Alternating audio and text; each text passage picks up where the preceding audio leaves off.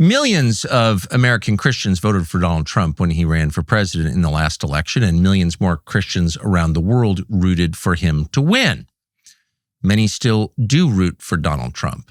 Now, why is that? Because of his personal piety? Well, of course not. Trump, to his credit, has never claimed to be personally pious, especially religious in any sense. They voted for him and they still support him because he seemed like a protector.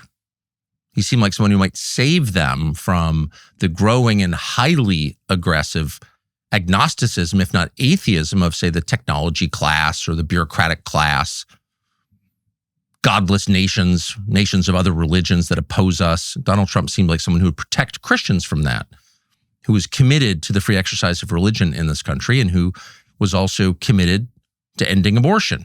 Whether or not he himself opposed abortion, whether he was pro-life in any meaningful sense, didn't seem to matter.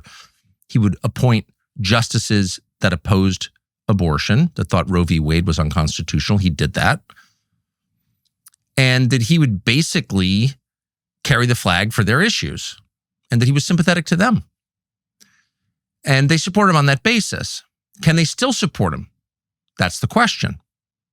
And that's a question Christians should have begun to ask themselves on January 4th of this year. And that was the day that the president announced the arrest of the president of Venezuela, Nicolas Maduro, who was, no question, an anti-American leader and a socialist, not someone most Americans liked or really had cause to like. So the problem was not necessarily that Trump was against an anti-American leader. In fact, that was a benefit in the eyes of most of his voters. The problem was why we did it and why the president told us he did it, and that was for the oil. So in the days before that operation in early January, the president tweeted out, sent out on his Truth Social account, and also said in public, we're doing this because we want the oil, because that oil belongs to the United States. He never explained how exactly the United States would own the natural resources of a foreign country. Apparently, American oil companies helped develop the oil fields in Venezuela. Therefore, we own the oil. That was the idea, and they stole it from us. But there was no real effort to explain how that works, how that makes any sense at all. Instead, you had the president of the United States say, we need the oil. Oil's really important. True. Therefore, we're going to take it. And therefore, apparently, we did. In the days after that operation, the successful removal of the president of the country and the installation of his vice president, Delcy Rodriguez, as president, our president, Donald Trump, held a widely publicized on-camera meeting with the heads of American oil companies and talked through how we're going to split up the natural resources of Venezuela and why this is great for America. So why should Christians have paused at exactly that moment and asked, can I still support this? Is this what I voted for? Is this what I want? Is this acceptable? And the reason is really simple, because Trump at that moment revealed that the motive was taking something that we wanted. And that's not acceptable for Christians. In fact, that's not acceptable for Americans or any civilized people, because taking other people's stuff by force cannot be allowed. In fact, preventing that is the basis of our legal code.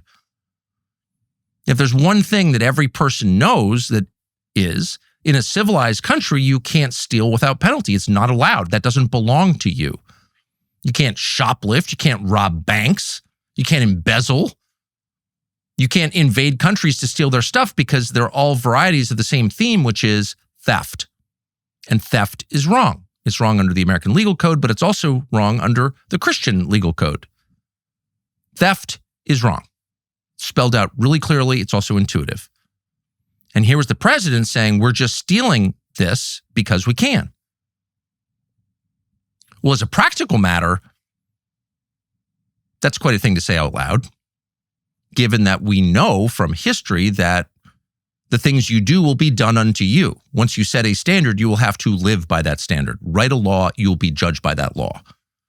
So if the new law is, I can take it because I want it, and I have more power than you, at some point, we can rest assured the tables will be turned, and the things that we want and cherish and have earned and that we own will be taken from us by force at the moment when some other power has more force than we do. It's really simple. It's sometimes called the law of the jungle. And it may be the law of nature, but people don't want to live under that law because it is a brutal and unforgiving law. So they create higher laws, or they appeal to the highest law of all, which is God's law, which prohibits that. So this was a profound moment in American history, probably in the history of the modern world, where the most powerful nation said, if we want it, we'll take it. No one's ever said that before. Now, they've done it under the guise of ideology. They've made up stories to hide the fact they're doing it.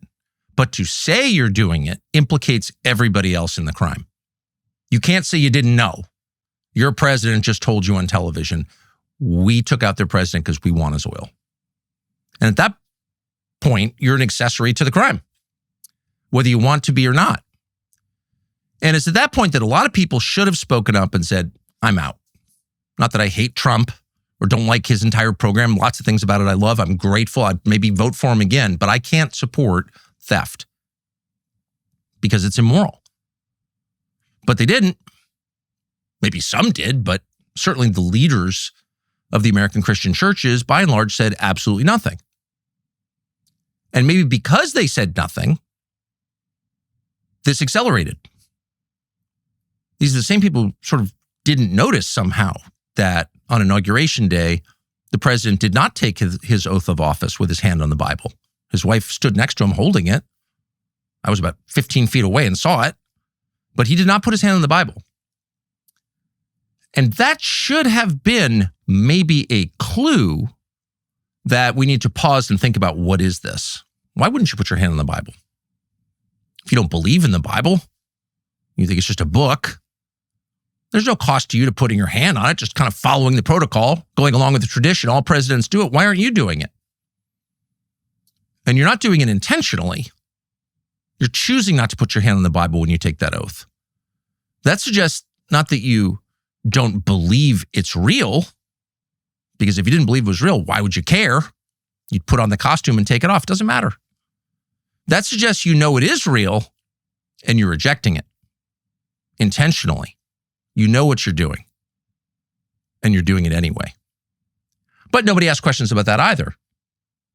It seemed kind of inappropriate, given the celebration then in progress, to ask, why wouldn't you put your hand on the Bible when you take the oath of office to lead our nation?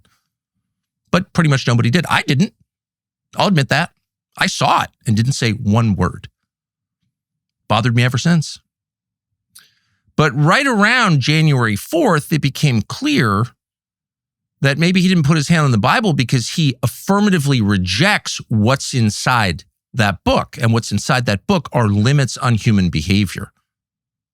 Because if there's one theme that spans all 66 books in the Christian Bible, it's that you are not God. And you cannot assume his powers. Because you don't have them. You may convince yourself you have them. You may want them. You may have been promised them. But in the end, they're not yours. And you'll never have them. And you can only destroy yourself and the people around you by pretending that you do. That is the consistent message that spans from Genesis to Revelation. And people who ignore that law are punished. Just like people who ignore gravity or freezing temperatures are punished. Because these are laws that were not created by people. They supersede people. But on January 4th, when the President of the United States told us he was stealing, that our country was stealing something that didn't belong to us, people should have piped up and said something, but they didn't. And that got us all the way to yesterday, which was Easter Sunday. Easter Sunday is not just a holy day on the Christian calendar, it is the center of the Christian calendar, it is the holiest day in Christian life. Because it's the day that Christians remember the whole point of their religion, which is not that Jesus was killed, but that he rose from the dead, that he beat death, unique in history.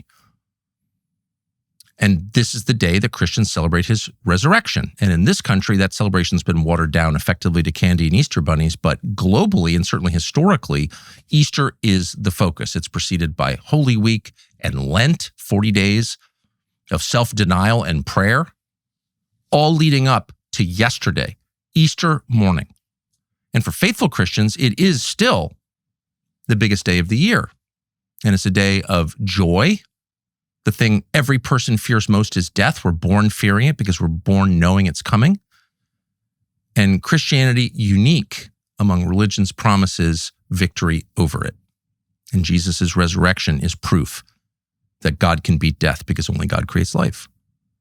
And so the morning of Easter is a uniquely joyful and peaceful moment. And yet that peace yesterday was shattered. That's not an overstatement. It was shattered for many observant Christians by a statement that the President of the United States put out at 8:03 a.m. Eastern time on Easter morning that said this, and we're going to read it in its entirety, not in outrage or self-righteousness, but honestly in horror.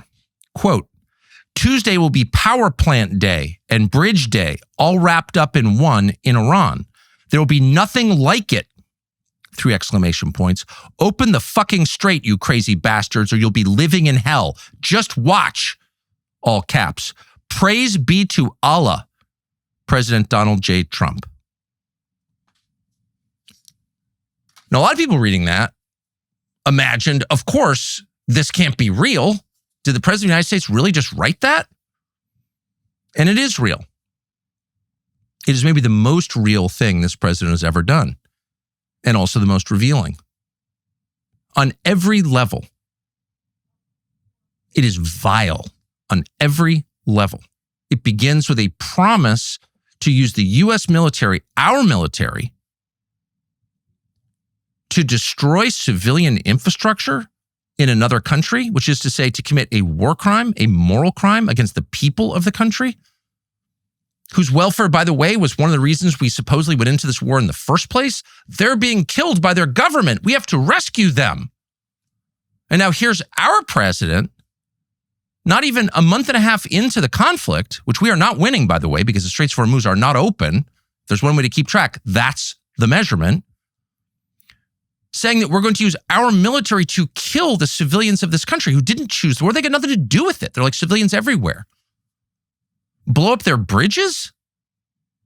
Bridges on military bases? No, just bridges. Bridges that people cross every day to go to school and work and to worship. And yes, church, because there are over 1 million Christians in Iran. This is their Easter too. And power plants.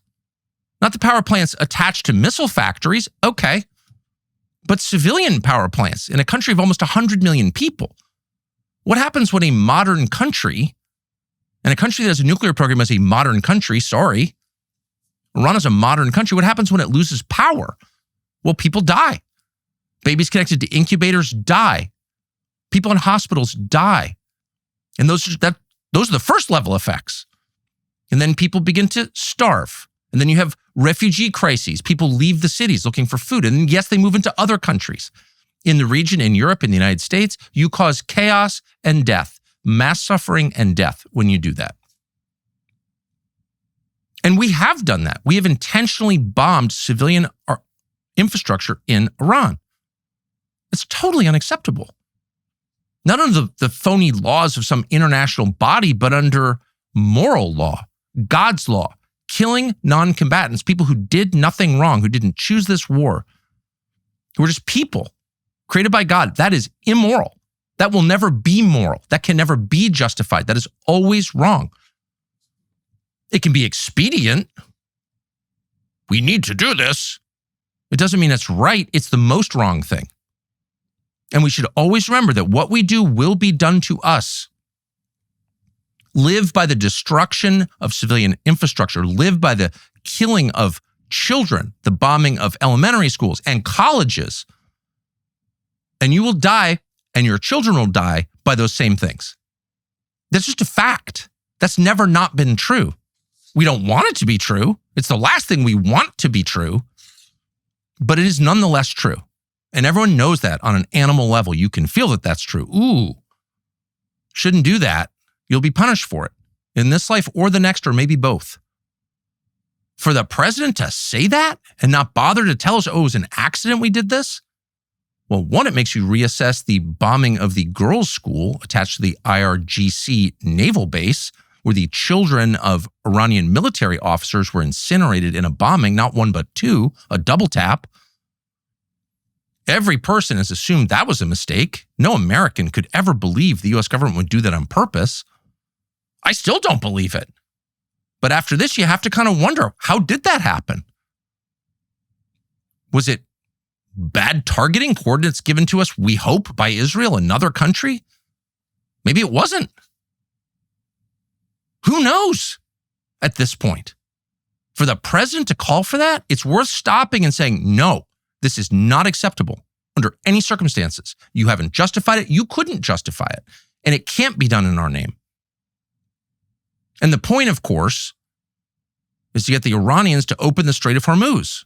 Well, no sane person thinks that's going to work. At which point you have to ask, why would we do it anyway? Well, there are a bunch of possible reasons, but the darkest of all is for the sake of doing it. For the sake of killing, for the sake of exercising the most obvious form of power, which is extinguishing life. That's why we're doing it. The thrill is in the killing. The power is in the killing. The exertion of force is the point. You don't want to think that. But after a message like this, what could possibly be the reason? There's nobody who thinks that if we do this, and we pray we don't, for our sake as well as the sake of non-combatant, innocent Iranians, nobody thinks this is going to work. But then the tweet continues. Pardon me, the ironically named truth continues. There will be nothing like it. Open the effing strait. How dare you speak that way on Easter morning to the country? Who do you think you are? You're tweeting out the F word on Easter morning? You'll be living in hell. As if hell is a place. Hell is a condition. And this is an example of that condition. Just watch. Praise be to Allah. So obviously you're mocking the religion of Iran. Okay. If you seek a religious war, that's a good idea. But by the way, no decent person mocks other people's religions. You may have a problem with the theology. Presumably you do if it's not your religion, and you can explain what that is. But to mock other people's faith is to mock the idea of faith itself. And we should never mock that, because at its core is the acknowledgement that we are not in charge of the universe. We did not build it. We won't be here at the end of it. We can destroy life. We cannot create it because we are not God. The message of all faith at the biggest picture level is the message in our Bible, which is you are not God. And only if you think you are do you talk this way. But it's not just mockery of Islam. And no president should mock Islam. That's not your job. This is not a theocracy. We don't go to war with other theocracies to find out which theocracy is more effective. We are not a theocracy. And God willing, we never will be, because theocracies corrupt the religion. No, this is a mockery not just of Islam, it's a mockery of Christianity.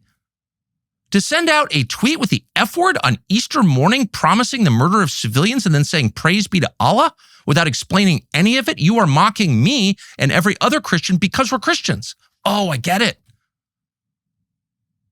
We can't support that. Under no circumstances can we support that. Doesn't mean you have to hate Trump or take the opposite position on every issue from Trump. You shouldn't.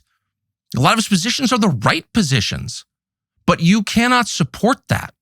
That is evil. That is an intentional desecration of beauty and truth, which is the definition of evil. And you have to ask, where does evil lead? If the core point of evil is to destroy, which it is, God creates, Satan destroys. It's dualism. When you see something of beauty being created, when you hear the truth being spoken, you are witnessing a manifestation of God's power. And when you see the opposite, you're witnessing the opposite.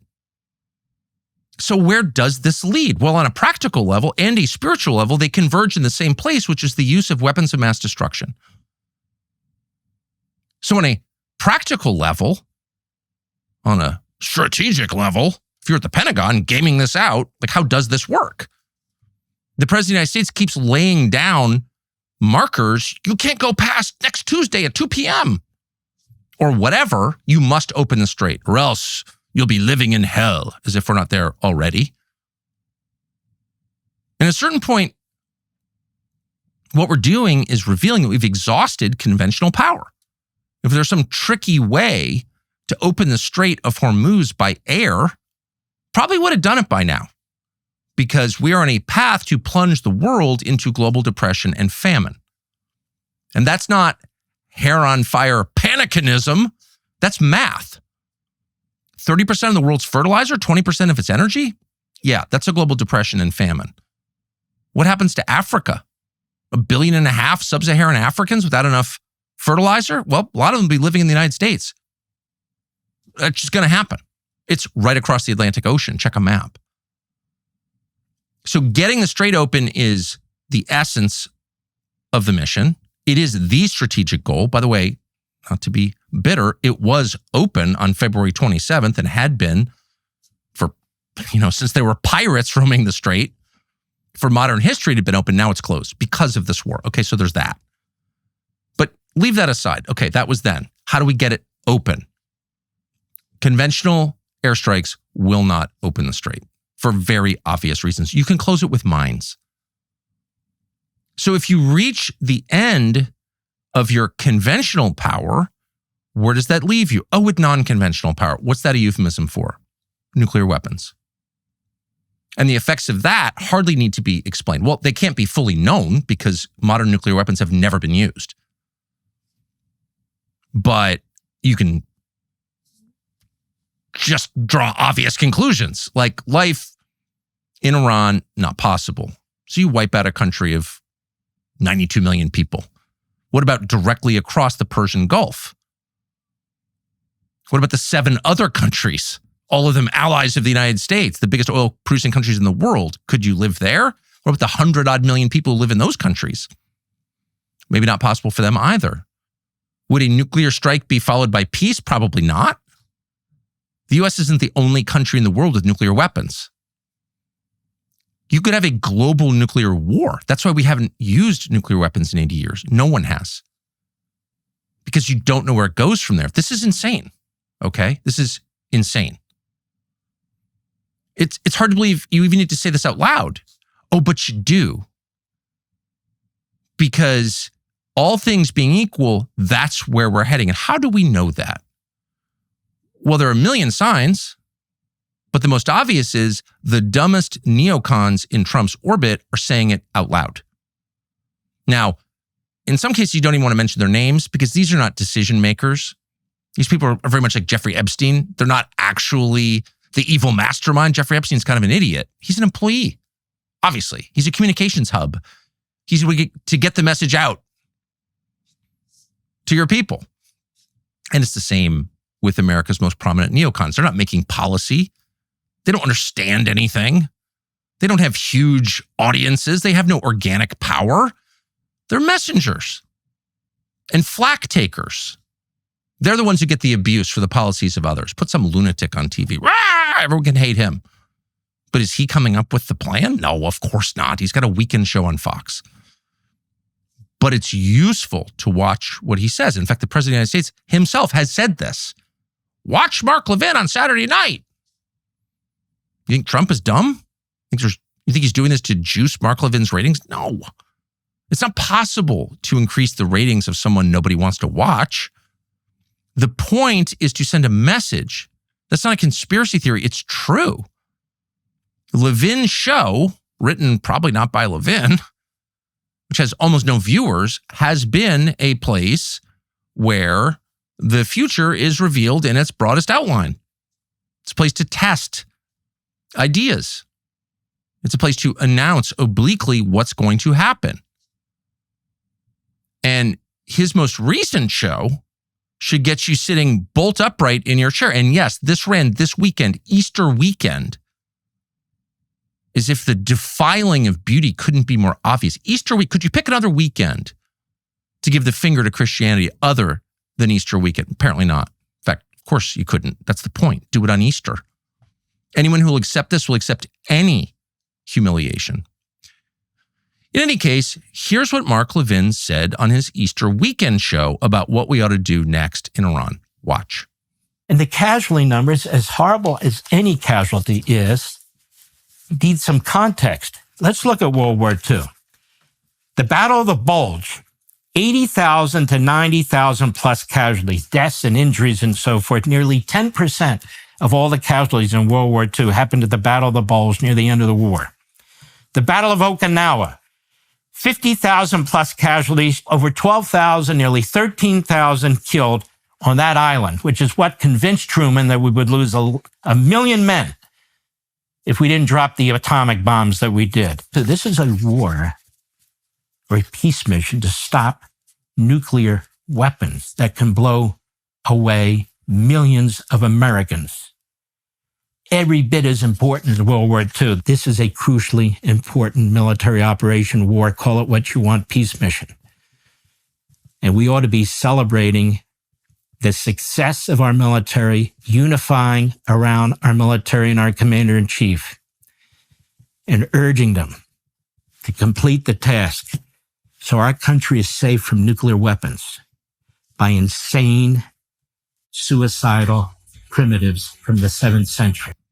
Did you catch that? Did you make it through the whole clip? It's not easy. It's not easy, but embedded in there, and that's why we prefer a transcript over the actual audio, embedded in there is something you need to know. It's an argument that is being test-driven, and since no one, to our knowledge, has pushed back against it, may be in full operation now, it's an argument for nuclear weapons against Iran. And here's to restate, in case you couldn't make it through the accent, here's what he said. Nearly 10% of all casualties in the Second World War happened at the Battle of the Bulge, which, of course, at the end of the war.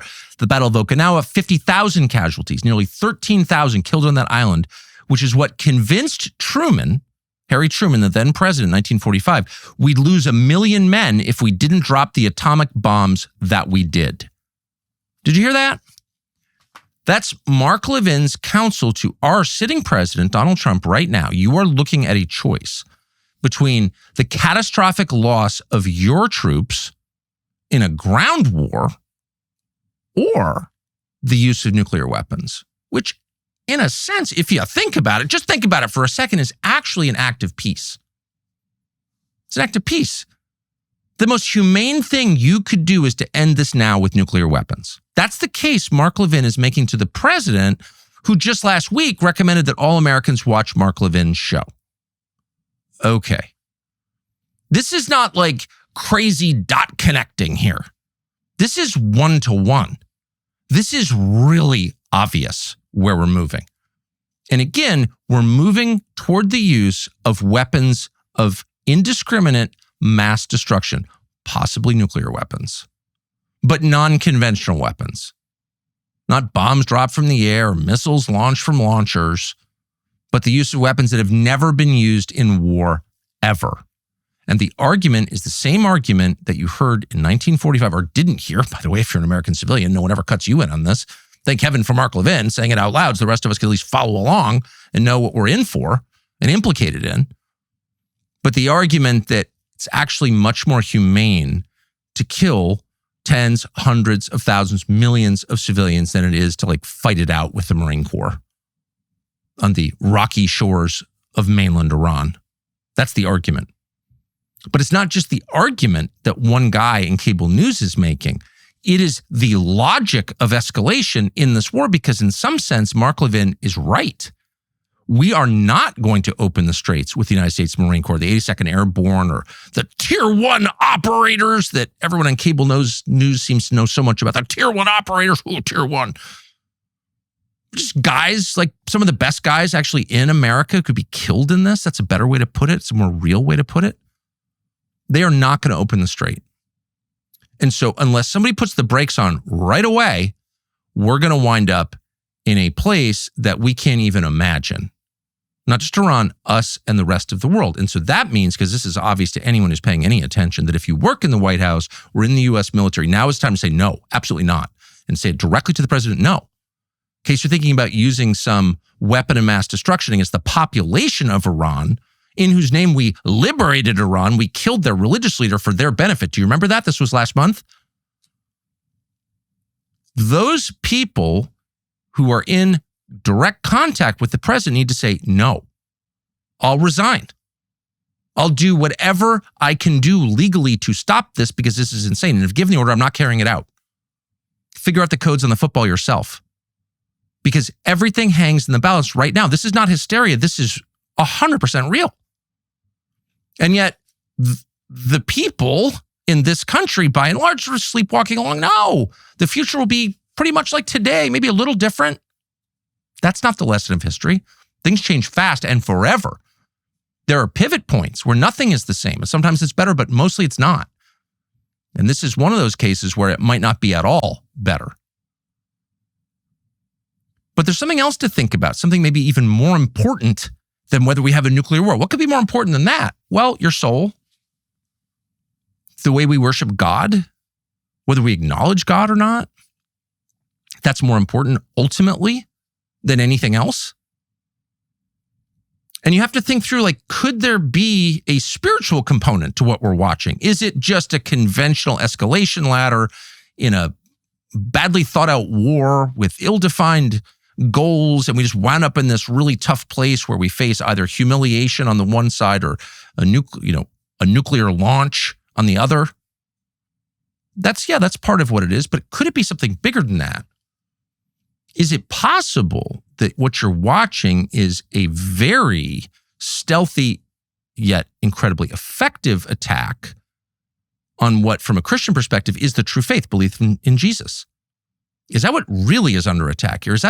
Maybe that's what's been under attack for a long time, maybe our whole lifetime. Maybe almost everything we see is an attack on that faith, the one faith that is always attacked, always and everywhere for 2,000 years. Many faiths have been attacked. Many religious people of different religions have been killed over the past 2,000 years.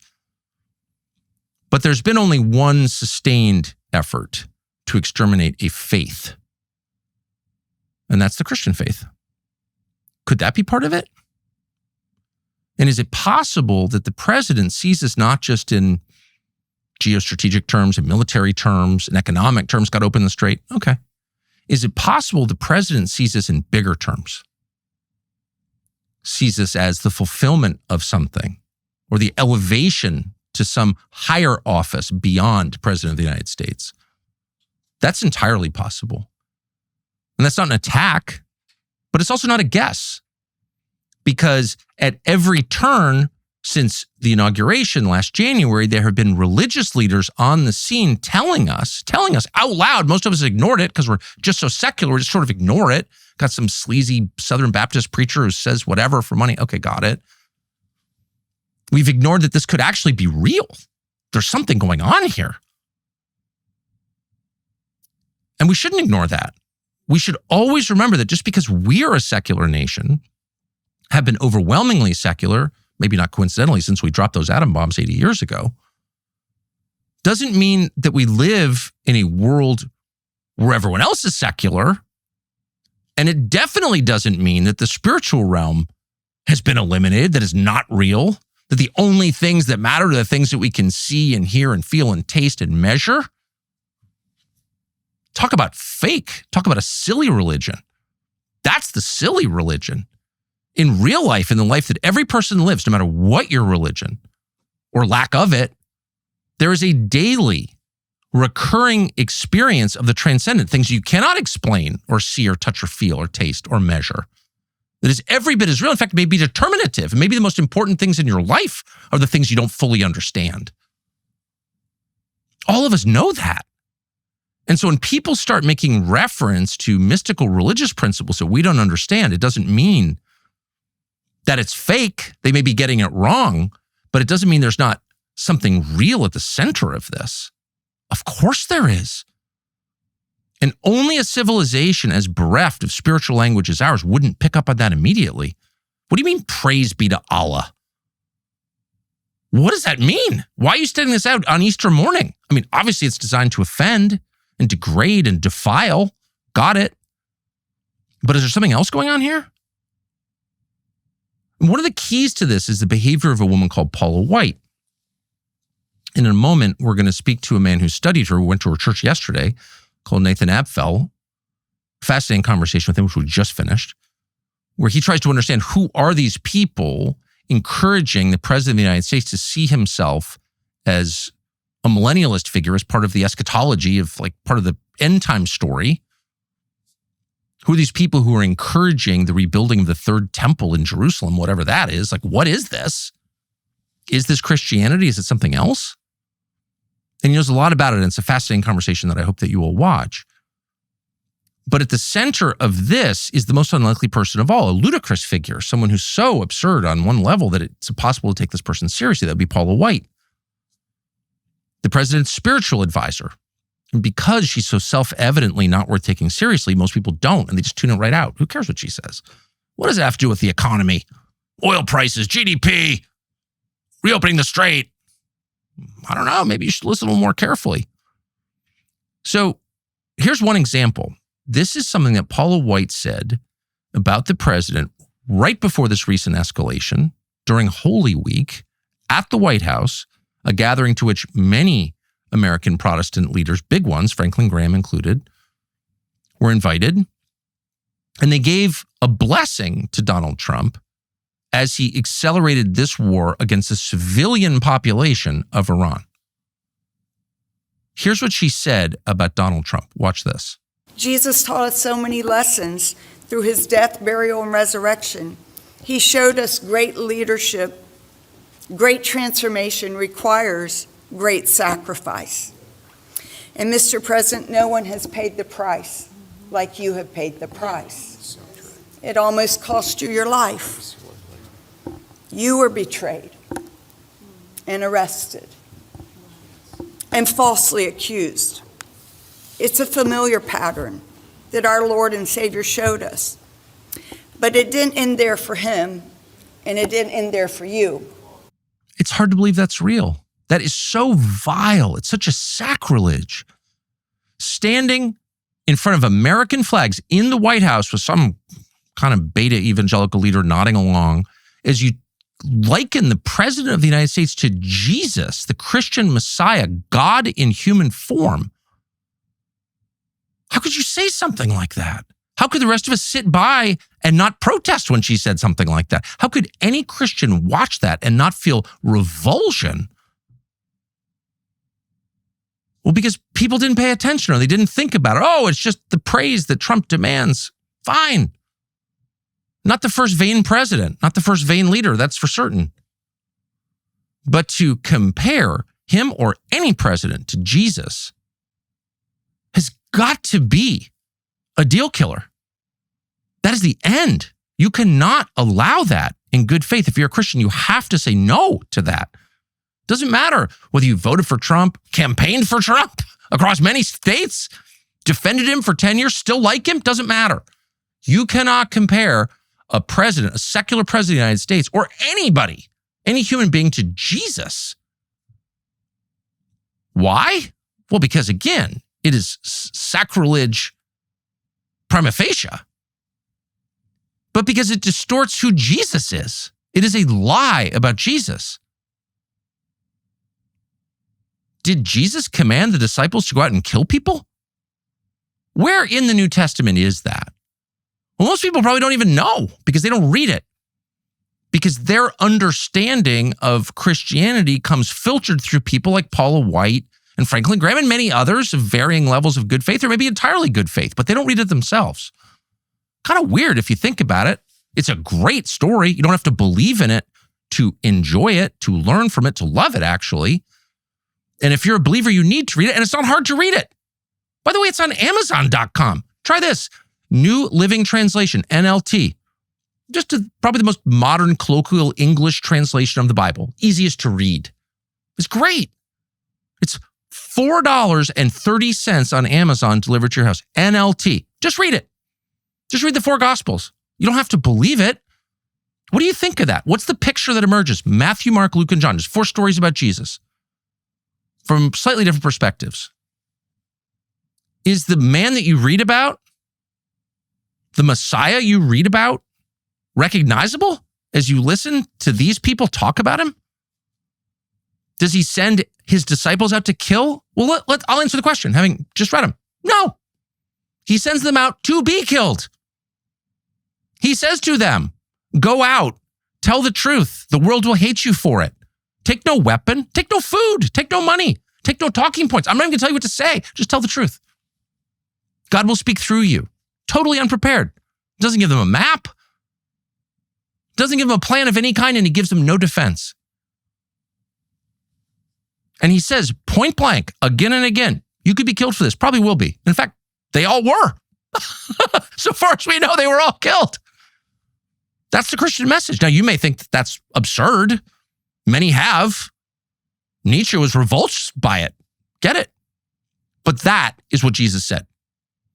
He did not say bomb the bridges and the hospitals and the power plants to what? Bring my kingdom? No. He said just the opposite. If you want to change the world, you cannot kill. It doesn't work anyway. It never works. You have to be willing to be killed. You have to lay down your life. And that is the message. You think God couldn't come and throw the Romans out of Jerusalem? Oh, yeah. Of course. He chose the opposite. He chose to submit to them. Why? Because in that submission is victory over death. That's the true victory. That's the whole story right there. And anyone who perverts that is doing a grave crime against the faith itself. And that actually matters. You can argue about all kinds of points of doctrine and transubstantiation and a million things you can argue about, and Christians have argued about them for 2,000 years. But you can't argue that Jesus sends his people, God's people, his disciples out to kill. He sends them to do the opposite thing, to die. And they do. And the world is transformed because they did. That's the message. And anyone preaching the opposite gospel of any Christian denomination is saying something vile and dangerous and should be called out for saying it, because the message is not of conquering, it's of submission. Put your hand on the Bible when you take that oath, because in doing that, you acknowledge I am submitting to a law greater than myself. My own desire, my own whims, my will is not the final word. There is a limit to what you can do. And that limit is set not by you or any other person, but by God. That's what that means. Submit. There is time to fix this.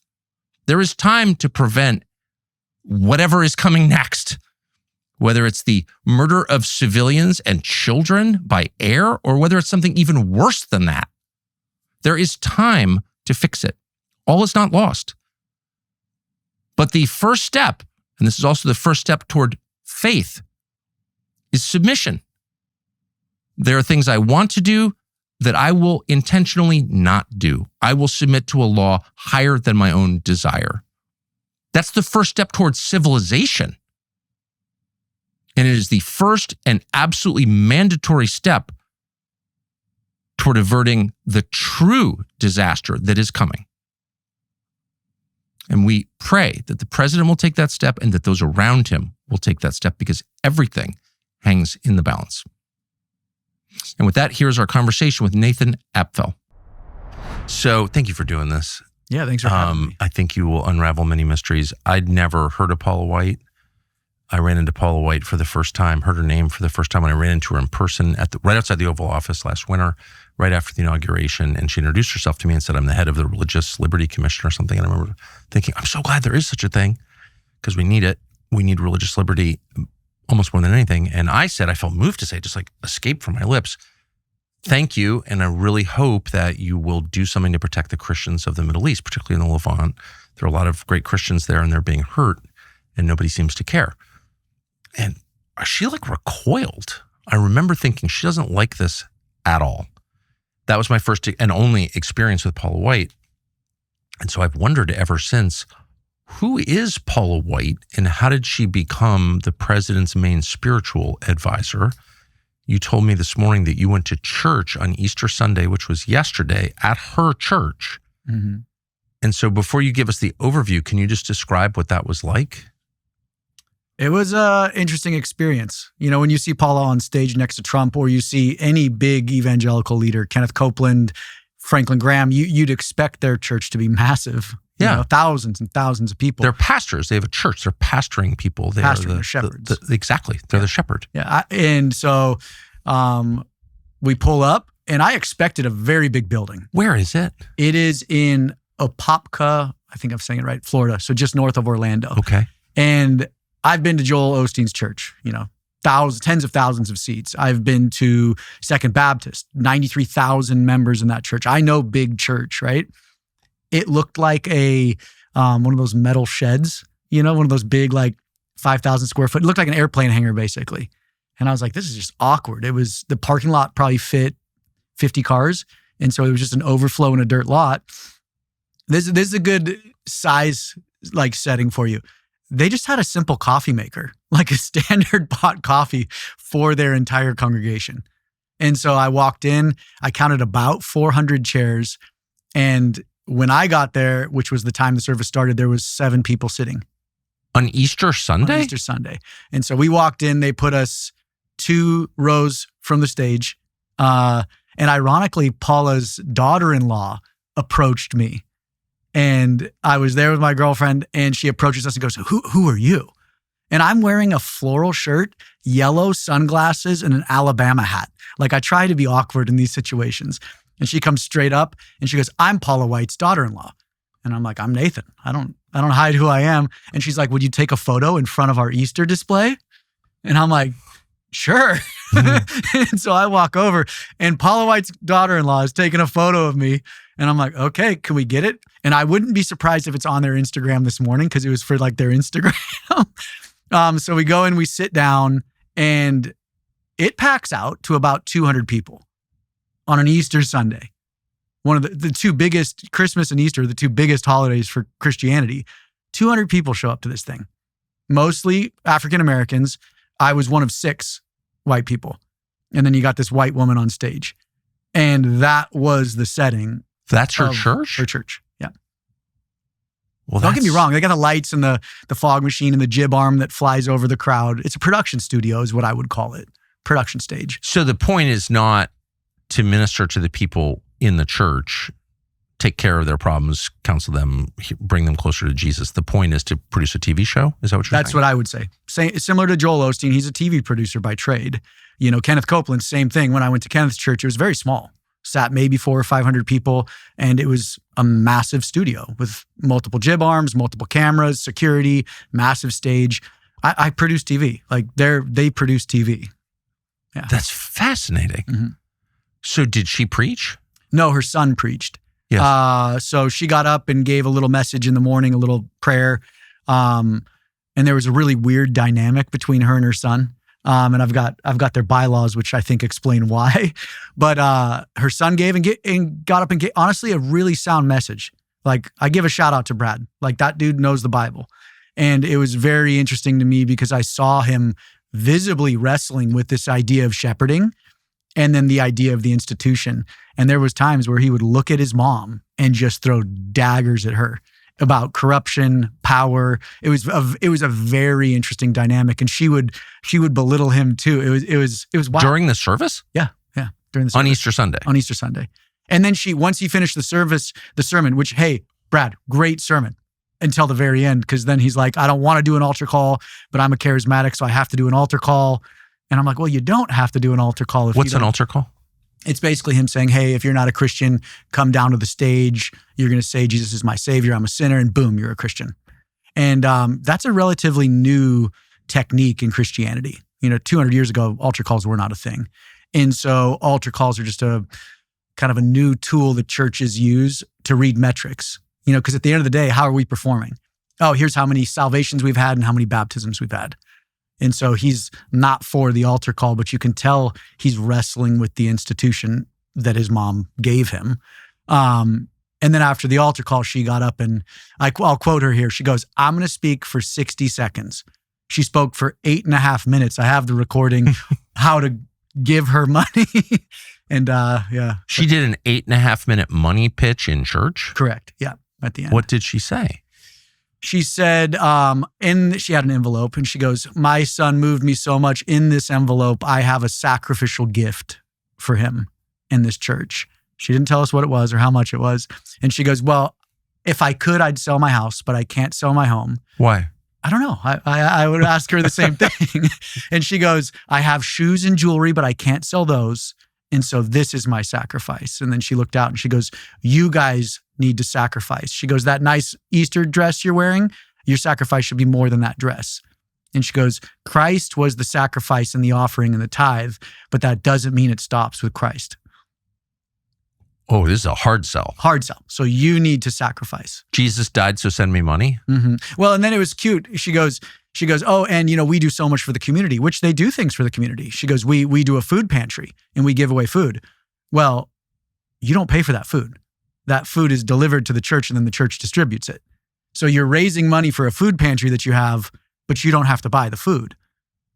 And so it's the carrot. I always say churches will use a carrot or organizations will use a carrot to get you to give.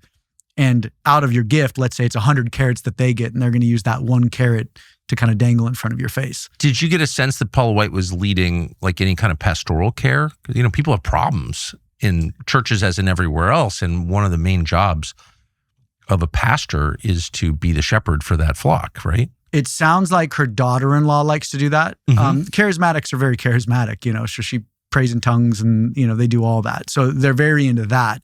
But Paula walked in after the service started. I saw her come in and she walked out before it left or before it ended and she left. Actually? So, oh, yeah. I wouldn't say there's any on-site shepherding that Paula does. So who is Paula White exactly? And pardon my ignorance, but it's just she's become this figure. She's one of the people who prayed over the president and encouraged this war with Iran, a country with over 1 million Christians in it. But she has played a role in our foreign policy. So I think and of course she's been used and has allowed herself to be used to justify this war and violence in the name of Jesus. So I think it's worth asking, where does she come from? Who is this person? I don't know her upbringing, but I'll start with this. I will give Paula the benefit of the doubt that she came into the church space wanting to do good. Yes. She wanted to save souls. She wanted to preach the gospel. I believe that. But I also believe we should always extend that benefit of the doubt to people. Okay. So when she's presenting that gospel, she has to play in a certain legal realm, which is religious institutions, corporations in America. I firmly stand on my word that legal architecture will corrupt anybody that goes into the mission or that ministry full time. So she started a church in Tampa called Without Walls with her husband, Randy Knight. I went to the building Saturday because I wanted to see where that was. So I drove up to Tampa, and now it's a bar. It's like a restaurant bar. And so I went in. The church is a bar? Well, so I went in and talked to the restaurant. And I'm like, hey, was this Paula White's church Without Walls? And the manager was like, yeah. So she's like, we get this question a lot, actually, which is fascinating. So I don't know the financial exchange or the real estate side of things, but the original Without Walls church was bulldozed, and then that restaurant bar was built on the property. So she and her husband started a church in Tampa. They started a church in Tampa called Without Walls. There's some scandal wrapped around that church. They used to work, or they're very loudly talking about how they work in prostitution. They help prostitutes. They help the needy in that area. And so I talked with a past employee who said that, and we're getting the tapes right now. We found some old VHS tapes from Paula back in the day. So those are actually they just arrived in my house. Very excited to look at those. But they said, oh, there's a rundown hotel on the property next to us. We bought that hotel. We're going to turn it into a rehab facility for prostitutes and drug addicts, and that's going to be our main witness. Awesome. That's right where I think Christ would be, is hanging out with the hurting, the needy, the prostitute, the widowed. Yeah. And so they started raising money for this hotel that they had built. And they raised, I don't have the exact amount, but hundreds of thousands of dollars. And some of their congregants mortgaged their homes for it. Well, come to find out, they never even bought the hotel. This was just all theory and a good intentioned idea. And so that really crippled the church.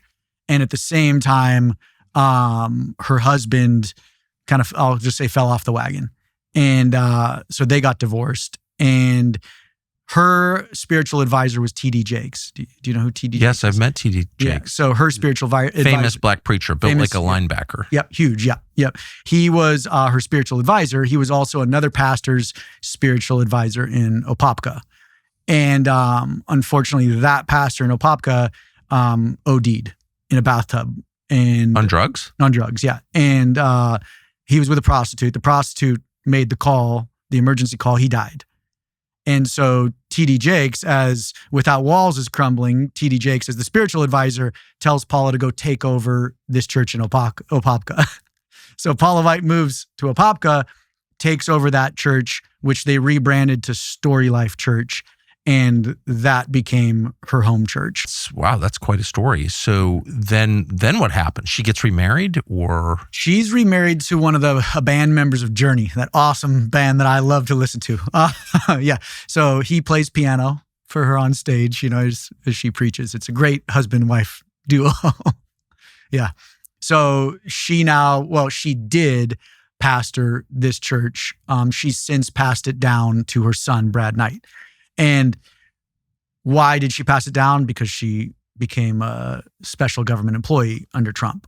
And you can't run a church. You can't run it. I believe the rule is you can't run a nonprofit, or you can't be raising money outside. so I don't want to judge her as a person. There's a lot written about her personal life. I don't know, what is true and what is not true. So I don't want to repeat it, but it's kind of defined by personal scandal. Correct. Right. True or not, right? There's a lot of personal scandal that I won't even go into. Well, of course, because I don't know, and I don't want to repeat things that are not true. But it's sexual scandal. Those are the allegations. So there's that. And I do think in order to maintain credibility, I also think like your faith requires you to like explain that and to show people that it's, true, and repent, apologize, be better, or prove it's not true. But like that seems all kind of unaddressed. So how did she wind up, given all that, the president of the United States chief spiritual advisor? I've talked to a past employee of hers who, Paula's a very bold woman, very loud. I had never seen. I don't consider that a compliment at all. I just want to be clear. What, bold and loud? Yeah, I'm not into it. No, either am I. And so I had never been around her before, but when her son was preaching and her son would say something, she would always be the loudest one, yell, "Amen, brother. Go, son." She just wanted to I find that awful. Yeah. And we're like told we have to think that's great. I don't think it's great at all. Yeah. But Sorry. so I Well-behaved women really make history. I don't know about that. I mean, stop. yeah. But Excuse me. I would agree with you. But so the stories that I've heard from her employees are Trump was a mark from the early 2000s. So she would go down to Mar-a-Lago and hang out at Mar-a-Lago, just waiting for Trump to pass. And when Trump would pass, she'd approach him. And she's a very bullish, bold woman. So she kind of had a mark on Trump for decades. And then same thing in New York. She rented an apartment in Trump Tower. And she stayed in Trump Tower waiting to have FaceTime with Trump. So she's been playing the long game with Trump. Is she like a well-known theologian? No. So but I guess all I'm saying is there are all kinds of predators around all power centers, including 100%. the White House, right? It's just that's the nature of power. It's like a bug light. It draws the Michael Cohens of the world into your orbit, right? People who want power and money. But if you're going to be the spiritual advisor, you would think there would be some like track record of, I don't know, Christian living. So I got a question for you, Tucker. Can I call you Tuck? Call me whatever you want. Tuck. So should your business model, if you're a pastor, should your business model emulate Christ? Well, I think your whole life is supposed to emulate Christ. Perfect. So here's her bylaws, which are marked confidential, by the way. So her church cannot read her bylaws. The people who fund her cannot read her bylaws. The only reason why they came out was because of a lawsuit. I'm going to jump to page 2 really quick about membership. Members of the congregation are non-voting. Members of the board of directors are voting. So congregants who fund it have no say over anything.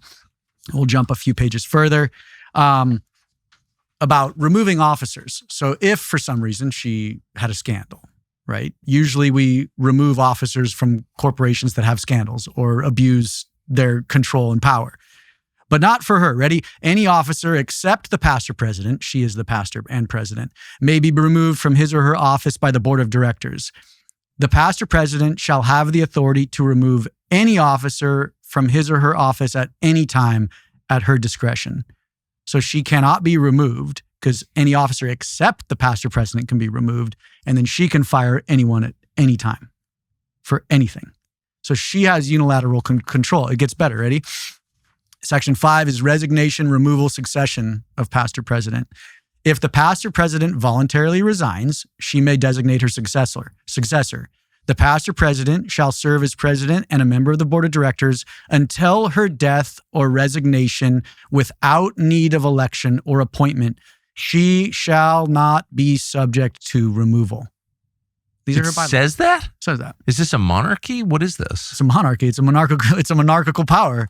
Death. Upon her death, the pastor president shall be succeeded in the office of pastor president and as a director by her son, Brad Knight. It's a dynasty in bylaws that congregants can't see. Is this a Christian principle? No. No. And then this is the banger. Ready? Powers of officers. The senior pastor is the president of the corporation. And this is a sticking point for me because most pastors will say, my church is not a business. Well, no, it's a corporation registered with the state. It's very much a business, right? So the senior pastor is the president of the corporation and is referred to within these bylaws as pastor president. Here's the drum roll.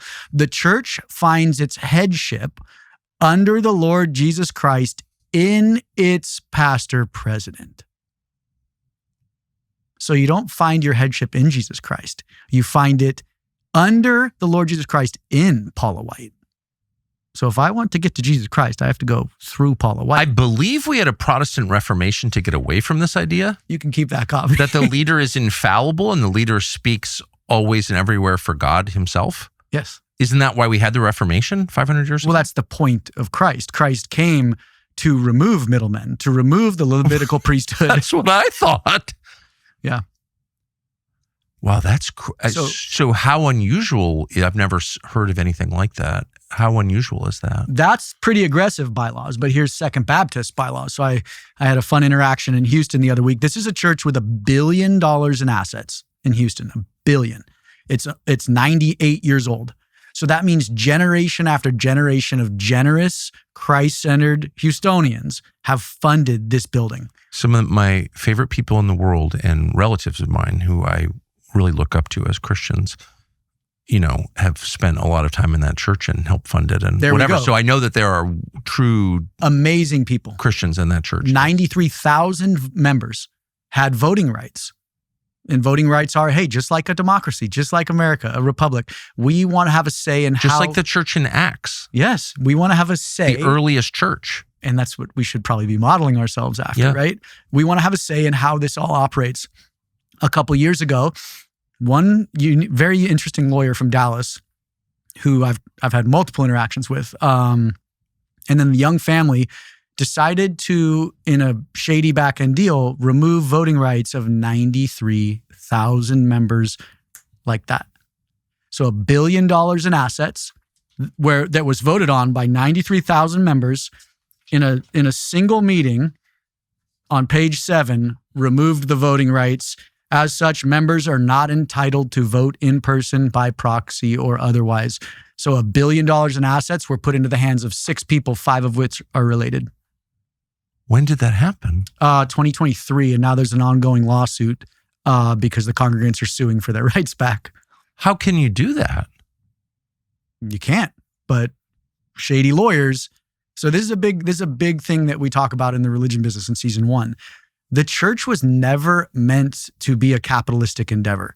No, it's not a business. Yes, but capitalism has crept into it, and shrewd, smart businessmen and women and lawyers have realized it is the perfect legal architecture to either scam people or build empires in the name of Jesus. Spring is the most refreshing time of year. Nothing complements it better than Black Rifle coffee. Lots of it. This is an American company founded by veterans with conviction. They built the whole thing around a simple idea. Do it right or just don't do it. They're definitely doing it right. We know because we drink it all day long. If you want coffee without theatrics, start with just black, whole bean if you grind it yourself, ground if you don't. No sweeteners designed to disguise mediocrity. No seasonal gimmicks masking weak beans. Just bold American roasted coffee that delivers what it promises. And if you prefer variety without lowering the bar, try these supply drop variety rounds, a curated lineup of pod roasts that rotate in but never compromise strength. Consistency, standards, discipline, out with watered-down blends, in with pure American coffee. You can grab Just Black or supply drop variety rounds on Amazon, or go right to blackriflecoffee.com to stock up from the source. Black Rifle Coffee, veteran-founded, American roasted, still standing, still brewing. And your point is, and you've devoted, I mean, I think people can watch your documentaries and look you up, but your point is the problem with a lot of American Christianity is not the faith, of course, no. You are a Christian, but is the structure that corrupts by its nature. It's like almost, I think you said to me this morning, it's like almost impossible to get out of this without being corrupted if you're leading a church with a structure like that. Correct. Is that fair? 100%. It's, I say that you can go in with the best of intentions, but if there's no external accountability on the system, that system will inevitably eat you alive and corrupt you. Your sermons, your messaging will all tilt to protect that institution. And I'm going to give them the benefit of the doubt. They're doing it unconsciously, whether that be the idea of tithing, whether that be Zionism and Israel, it all tilts towards protecting the status quo of the institution. Boy, you see this in all institutions, though. Isn't the point of every institution over time to protect and enlarge the institution itself? 100%. That is the mission. But that's the need for reform in everything. The Bible story is so beautiful because it's a story of birth, death, and resurrection over and over. And Christ talks about when the seed falls, it has to die in the soil for rebirth. But what we've created is institutional structure that can't die. We can't reform this because too many people feed off the system. There's too many parasites. But if we killed systems and reformed them, which we need for new birth and regrowth, then people lose power. People, lose their control. And it's baked into human nature. And loss of power and control is a prerequisite for for religious transformation, for letting God take control. Correct. Yeah. So that's a big deal. Christ literally gave up all control and hung on a cross. And this is one place I want to get to, whether you're a Christian, my 160 million self-professed American Christians out there, my brothers and sisters out there, we can see the Bible as the word of God. And I can speak to it on that. My atheist and agnostic friends, let's see it as a history book. And today I want to talk with you about when he said it is finished on the cross, the last words that came out of his mouth, he meant it. So if you're a Christ follower, we're going to break down a lot of scriptures that you, depending on your theological approach, you will have to say it isn't finished. And so that's what I want to get into. And power structure is one of them. When he hung on that cross, he broke all power structures. He is the only way, the truth, and the life. And no one gets to Jehovah the Father except through him. So what does that mean? I mean, I understand. I always understood Jesus to be talking about his life on earth. But you're saying that when Christ said it is finished, he was talking about the old covenants, the Abrahamic covenant and the Mosaic laws, all 613 of them. Huh. Yeah. Is that acknowledged by churches? No, because if you acknowledge it, then your church structure, modern day church structure, has to really rethink and reform. And what are you left with? The gospel, the saving grace of Christ. Love. So it's interesting when you look at even churches that, you agree, or I'll speak for myself, that I agree with and love. Mm-hmm. You love the liturgy, love the people. I mean, you can have pure-hearted people in a corrupt system. Mm-hmm. The congregants, as I just said, it's about Second Baptist in Houston. But the church itself is seems like almost all of them have deep corruption in them. Christ said in multiple gospels, it's one of my favorite lines. He says, "You've taken traditions of men and you call it doctrine." Yes. Our churches today are nothing but tradition. And they're based off of a 14-point checklist that the government put forward. They're based off the nonprofit sector created in 1913. That's all just traditions of men. That's not inherently bad. This room, there's no inherent goodness or badness to it outside of what we apply to it. Right. And so we've taken traditions of men and call it doctrine. One of those traditions is the legal architecture of the nonprofit sector, and then the religious exemptions applied to all churches. Mosques, temples, you name it. They play by the same rules in America. That legal architecture there's only one conclusion to it, and that's corruption. There's only one.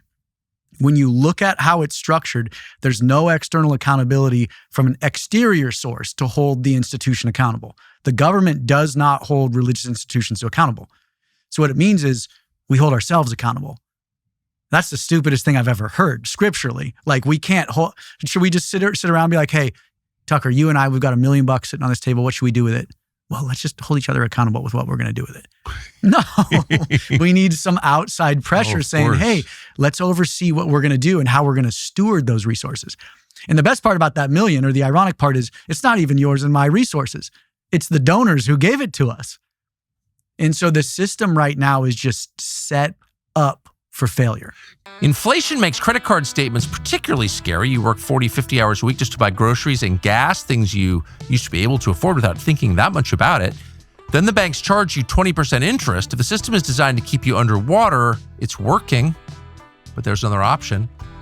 Our friends at American Financing are doing something the big banks despise. They are helping people. Mortgage rates in the 5s, supporting the American dream of homeownership. And they're showing homeowners how to take their hard-earned equity to wipe out high-interest debt. Now, we're against debt in general, but in this economy, most people have no choice at all. So don't go bankrupt, enslaving yourself to a lender. Average savings are about $800 a month, and it takes only 10 minutes to talk to a salary-based mortgage consultant. No upfront fees or obligation to see how much you can save. Give American Financing a call, 800-685-5696. That's 1-800-685-5696, or visit AmericanFinancing.net/Tucker, America's home for home loans.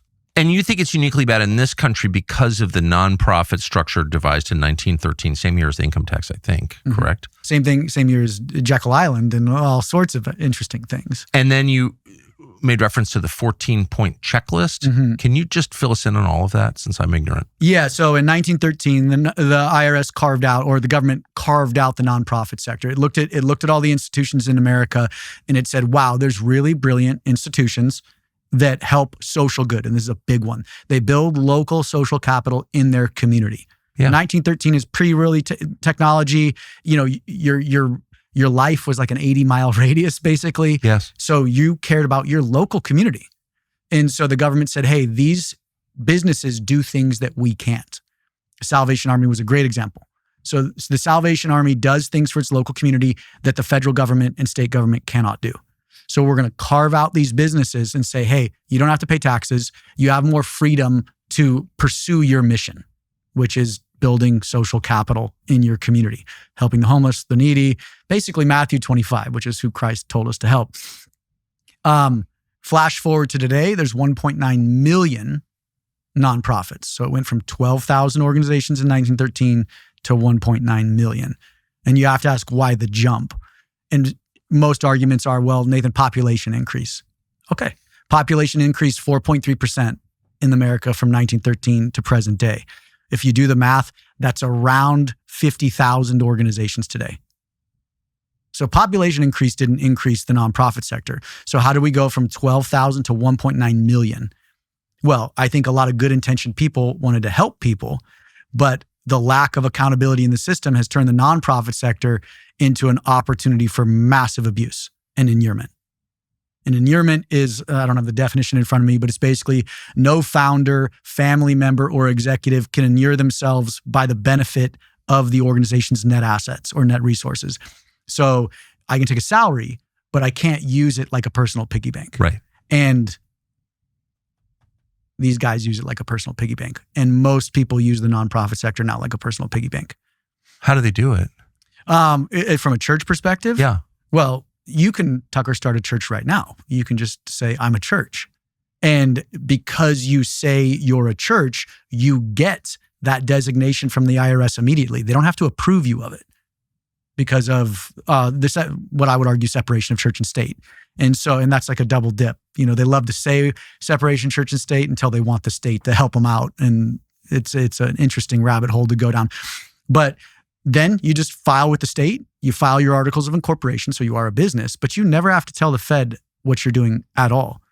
And then if you're in the evangelical world, in the non-denominational world, there's no denominational hierarchy. So then it's the sky's the limit. It's how charismatic are you? How good of a teacher are you? How good of an entertainer are you? And at that point, it just becomes how quickly you can scale. And we call it religious economic theory in the religion business. Because it's now, if I start a church, Tucker, down the street from yours, now we're pitted against each other for consumers. And so I'm going to get a better stage than you, and then you're going to get a better lighting system. So I got to outcompete you. And naturally, the system just becomes a production, like just production. And we need consumers in, so we got to keep them entertained. And so the nonprofit sector has just corrupted over time because of the lack of accountability. And from the secular side, nonprofits used to look local. And that's why it was carved out originally, right? A nonprofit was supposed to build their local community. Well, now with globalism, nonprofits want to look global. It's way more appealing for me to put a starving kid from Africa on the cover of my newsletter than a white kid who needs some school books down the street.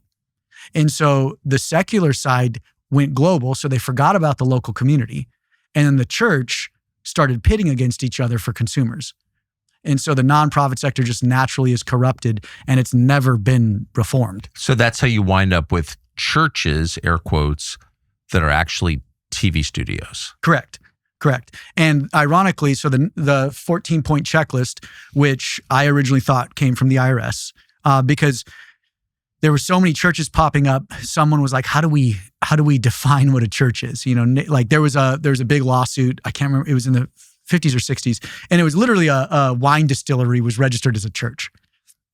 And so there was a lawsuit about it because they're like, you're not a church, dude. You're just selling wine, you know? And so the word on the street is the IRS was like, hey, we got to put some structure to this. And so out popped this 14-point checklist. And the checklist came from that lawsuit. And it was in California. And it's really simple. You need a house of worship. You need a place. You need a physical building. You need a congregation. That congregation has to, what do they call it? It's basically a faith statement. Your congregation has to have a specific faith statement to itself. And then you have to meet once a month physically. And most churches already acted like that somewhat. And so boom, you get the exemption. Well, what that does is it shoves all religion and faiths into that simple box. And so Islam, Christianity, Judaism, Hinduism, Buddhism, you name it, Scientology, they just play by the same rules now. And so that if they want the tax exemption, they have to behave if they want the tax exemption. But what does that do? So that's not really separation of church and state. That's actually the state constraining church. Correct. And you have to ask, like, why? Let's talk about, okay, we'll give everybody the benefit of the doubt. Why? What happens? What's the byproduct of that 14-point checklist? Every mosque looks like every Christian church. Looks like every Jewish synagogue. It's the same thing. The exterior might be looking a little different. Your message from the pulpit might be different, but structurally they're all the same. And what it does is it pulls all resources inward. It calcifies the institution as opposed to going out. And the beautiful part about Christianity is it was an outward gospel. It was help your neighbor. It was go out and make disciples. Of course, Jesus sends the disciples out. But now it's come in. And naturally, what does that do? If I'm bringing everybody into my church, hierarchy starts building. We need resource to do this. And it's just a natural conclusion to what happened in 1913 and then the 14-point checklist. That's amazing. So some of these churches have become very rich, it sounds like. Very. Yeah. The LD, the Mormon Church, they're sitting at like 350 billion in net assets, billion with a B. They're the second largest private landowner in the U.S. now. They'll hit $1 trillion in market assets if they keep the market profits in the next 15 years. Why? What's the point of any church having that much money? Well, they'll say it's for a famine, and they'll say it's for the second coming. That's literally their argument. Yes. And so you go, okay, I'll even give you that. Ready? So, and they use the story of Joseph and the famine in Egypt as an example. They have the largest ranch in Florida. Mm-hmm. Well, they're turning it into a city. Deseret? Yeah. They want to build a, I can't remember, 133,000 acre city. Yeah, they're working on that right now. Interesting. Mm-hmm. But so what they say is they point to Joseph. Well, Joseph only stockpiled for 7 years. Right. The Mormon Church has stockpiled indefinitely. So they've reached something that the Widows Mite report calls escape velocity. They make so much in the market in interest alone, they could fund the global LDS church just off a fraction of the interest and grow in perpetuity. They would never have to ask $1 from any congregant again, but they still ask you for your money. It's interesting that they point to Joseph. I mean, it's a wonderful, amazing story. I mean, it's a huge chunk of Genesis, right? Yeah. And a great, great story. But it's kind of the opposite of the way Jesus commanded his own disciples. He sends them out with nothing. Correct. With no preparation whatsoever, no food, no arms, no extra sandals, no extra clothes. He doesn't even send them with talking points. He doesn't tell them what to say. Well, and can I ask you, why do you think he sent them out with nothing? So they would rely on God. He says, when you're hauled into court, don't think about what you're going to say. The Holy Spirit will speak for you. Just open your mouth and start talking. Amen. And so they would rely on the generosity of others. Yes, and of God. Yeah. Like, put yourself out there, and God comes to the rescue. Display weakness, and God will become your strength. So he's like telling very explicitly people not to prepare for that eventuality. I mean, all of us disobey it. I certainly do. But I hope I'm not sounding self-righteous, but like that's not the message of the Gospels that I can tell. I agree. So what have we built? We've built corporations labeled with Jesus on them. We've built products labeled with Jesus. We've built energy drinks labeled with Jesus. We're selling Jesus, and man, does he talk about selling his name and his Father's name. He does. Yeah. Explain. Well, there's a story, and it's right before they want to kill him. He walks into the temple and he starts flipping tables over, and he has this whip, and he's whipping people, like whipping people. And he goes, "You've turned my Father's house into a robber's den." And the place of worship where you're supposed to worship Jehovah, my Father, you've turned this house into a robber's den. You're making money in my Father's name. And what are we doing? We've turned the entire religious structure in America, Christian structure, into a money-making endeavor. Even well-intentioned denominations, they have to accept money to keep the machine moving. It's a hungry machine financially. And so I believe the model's totally backwards. Americans are good at, all humans are good at building, but Americans are really good at building. And we've just built things to the point where they've corrupted. And the casualty of that is the true body of Christ is now chained to the pews of the institution. Because they have to be. Yes. Yeah. Yeah, I grew up in a church like that. A church that built buildings that were so beautiful that you could not go to them even when they became pagan. Yeah. It's like, I love it. Such a beautiful church. I mean, there aren't many of those left in the United States, but the Episcopal Church built the prettiest buildings probably in the whole country. I love cathedrals. I travel a lot, and my favorite thing are cathedrals. But, during the Protestant Reformation, they burned most of them down. They broke the stained glass. They were overbuilding things. Because when Christ came, he goes, "You are the temple. The Holy Spirit dwells in you. There's no more physical temple." Right. And so what are we building? We're building physical temples. And the LDS side of things is fascinating too in regards to the temples they love to build. And you have to ask why they want to build those temples. And that just goes into the history of Joseph Smith and Mormonism. But I tip my hat to the Mormon church in regards to you figured out the cheat code. Like in any video game, you figured the cheat code out in the religious exemption side of things. Because the only reason why they got rolled and busted by the SEC is they had so much money invested and they weren't filing what's called a 13F. So when you have $100 million invested in the market, you have to fill out an informational 13F, which is just an informational filing saying, "Hey, here's my stock, here's our stock portfolio," because you could technically sway the market. Of course, yeah. And they have billions, tens of billions invested in the market. Do we know where? Can you know where? Yeah, you can. Now they fill out the forms now. And so they're heavily invested in pharmaceuticals. They're heavily invested in machinery of war. So the LDS Actually? Yeah. The LDS church profits from war and from COVID. Is that true? Yeah. How from COVID? They are heavily invested in Pfizer and Moderna and all the vaccine companies. That's verified. Verified. Yeah, verified on their 13Fs. So when the government under Biden, very liberal, anti-Mormon, you would think government starts commanding the population to take the vaccine, how does the Mormon hierarchy respond to that? They put out a marketing video saying you should get the jab. You should get the vaccine. Actually? Yeah. And the prophet got a shot live on camera. I don't know if it was a real vaccine or just a dummy. For his sake, I hope it wasn't. Yeah. But yeah, they encouraged their church congregation to get the vaccine. That's true. True. Fact on camera. I mean, it's only been 5 years, but that's like so shocking that any church would do that. But they weren't the only church that did that. Mm-mm. Yeah, lots encouraged it. Churches have become political, whether right or left. And churches have become a weapon of the political party. It's a box on a shelf. When I need that evangelical vote, I'm going to pull it off. So for a fact that the LDS Church is invested in weapon manufacturing? Yeah, they're heavily invested in Northrop Grumman and multiple other. How can a church invest in like weapons that kill innocents? I think it's extremely antithetical to what they believe, but their argument is, Nathan, we're just following the status quo of the market. Whatever the index is, we just invest in. They don't care about what they're invested in. Then they've said that? Mm-hmm.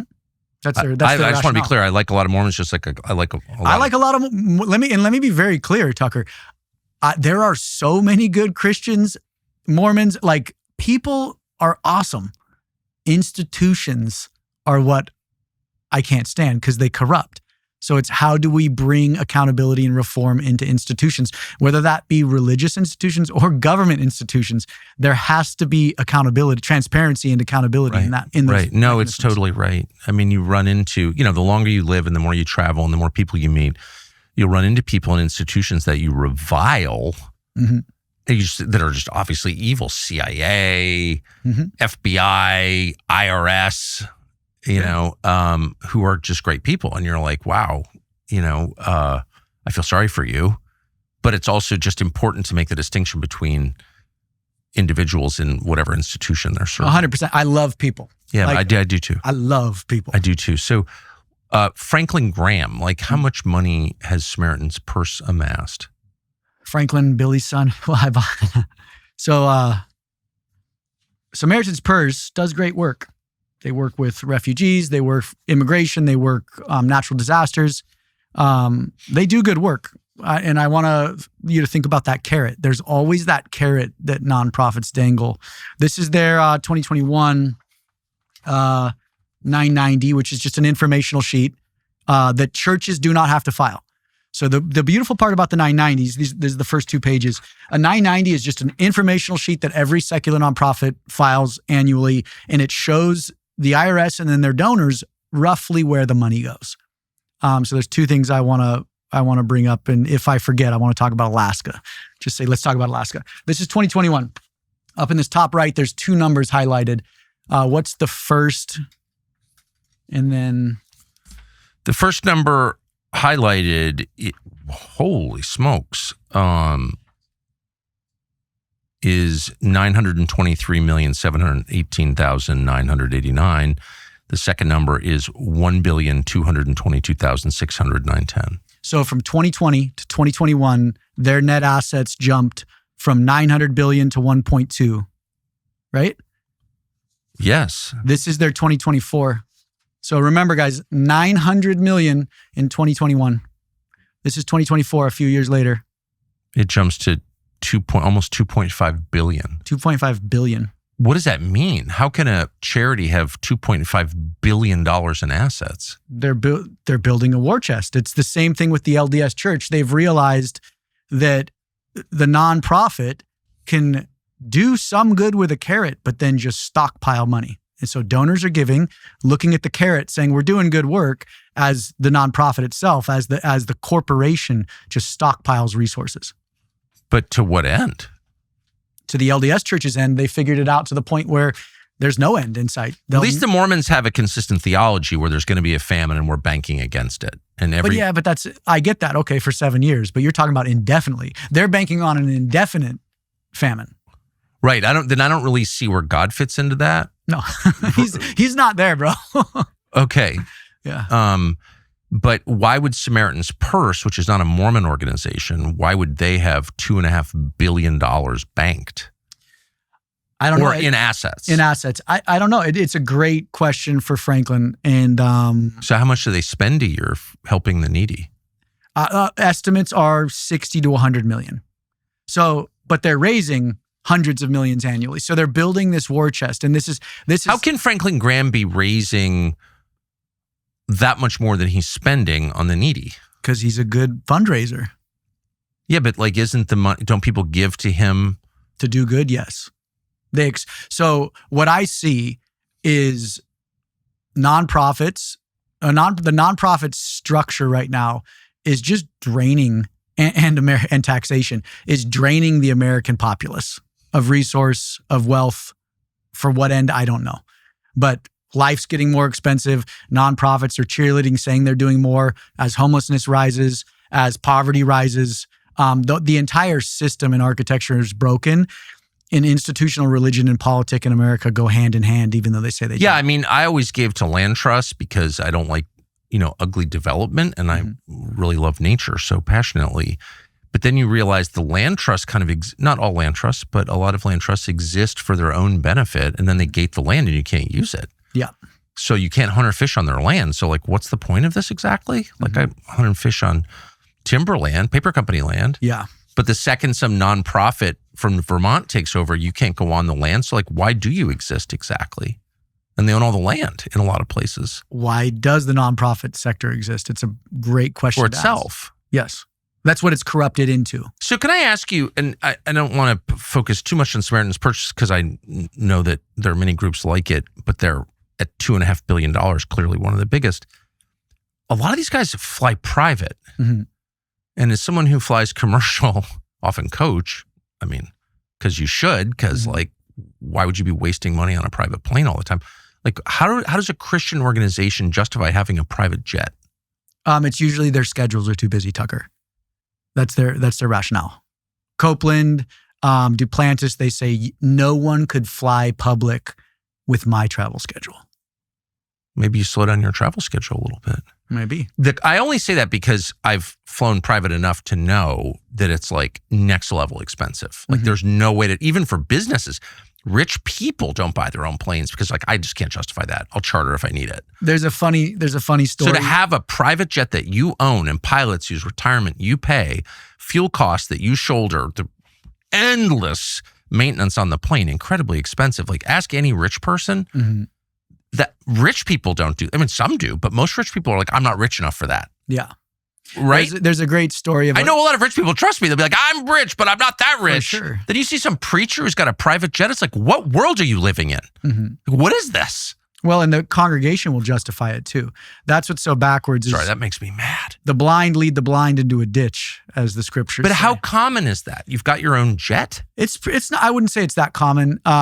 There's a lot of pastors try to get into that space, and then their congregations do sometimes push back.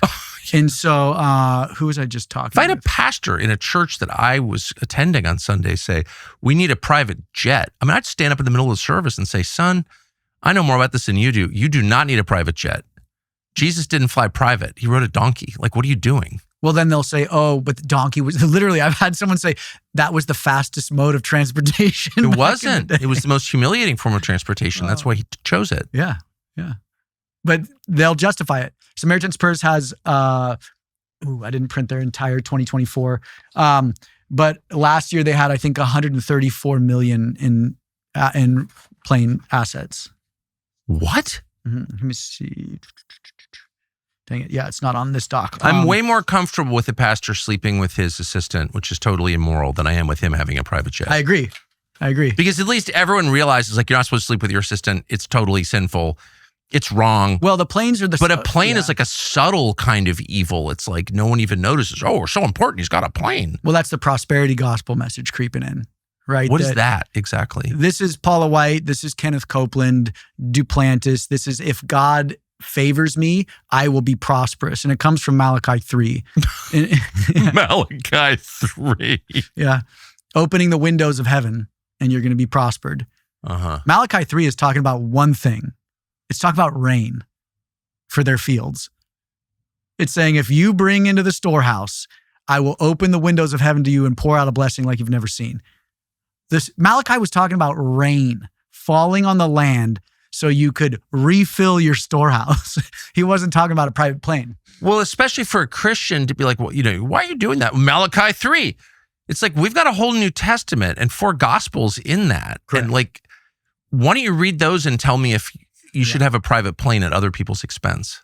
Well, this goes back to our conversation earlier about Malachi 3. If you don't read the scriptures in its entirety and see it as one book and one glorious story, you can bastardize a couple verses and have detrimental effects on the global church. The body of Christ, when I say the church. I'm sorry to do this. Now, I just want to be totally transparent and say that Franklin Graham called me an anti-Semite. So I'm obviously annoyed with Franklin Graham. So I should just say that, just so people understand that I probably have mixed motives in doing this. I'm not a pure person. But I also think it's worth just pausing on Franklin Graham for a second, because his father was a great man. I think Franklin Graham is like a sober, serious person in a lot of ways. He's not a transparent, ridiculous figure like Paula White. Mm-hmm. It's just, it's almost too easy to beat up on Paula White. Okay, yeah, the great theologian Paula White.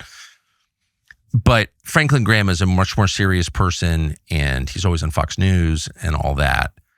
And so that's why I do think it's worth pausing and having you restate, how much do they own in private aircraft? Around 130 million.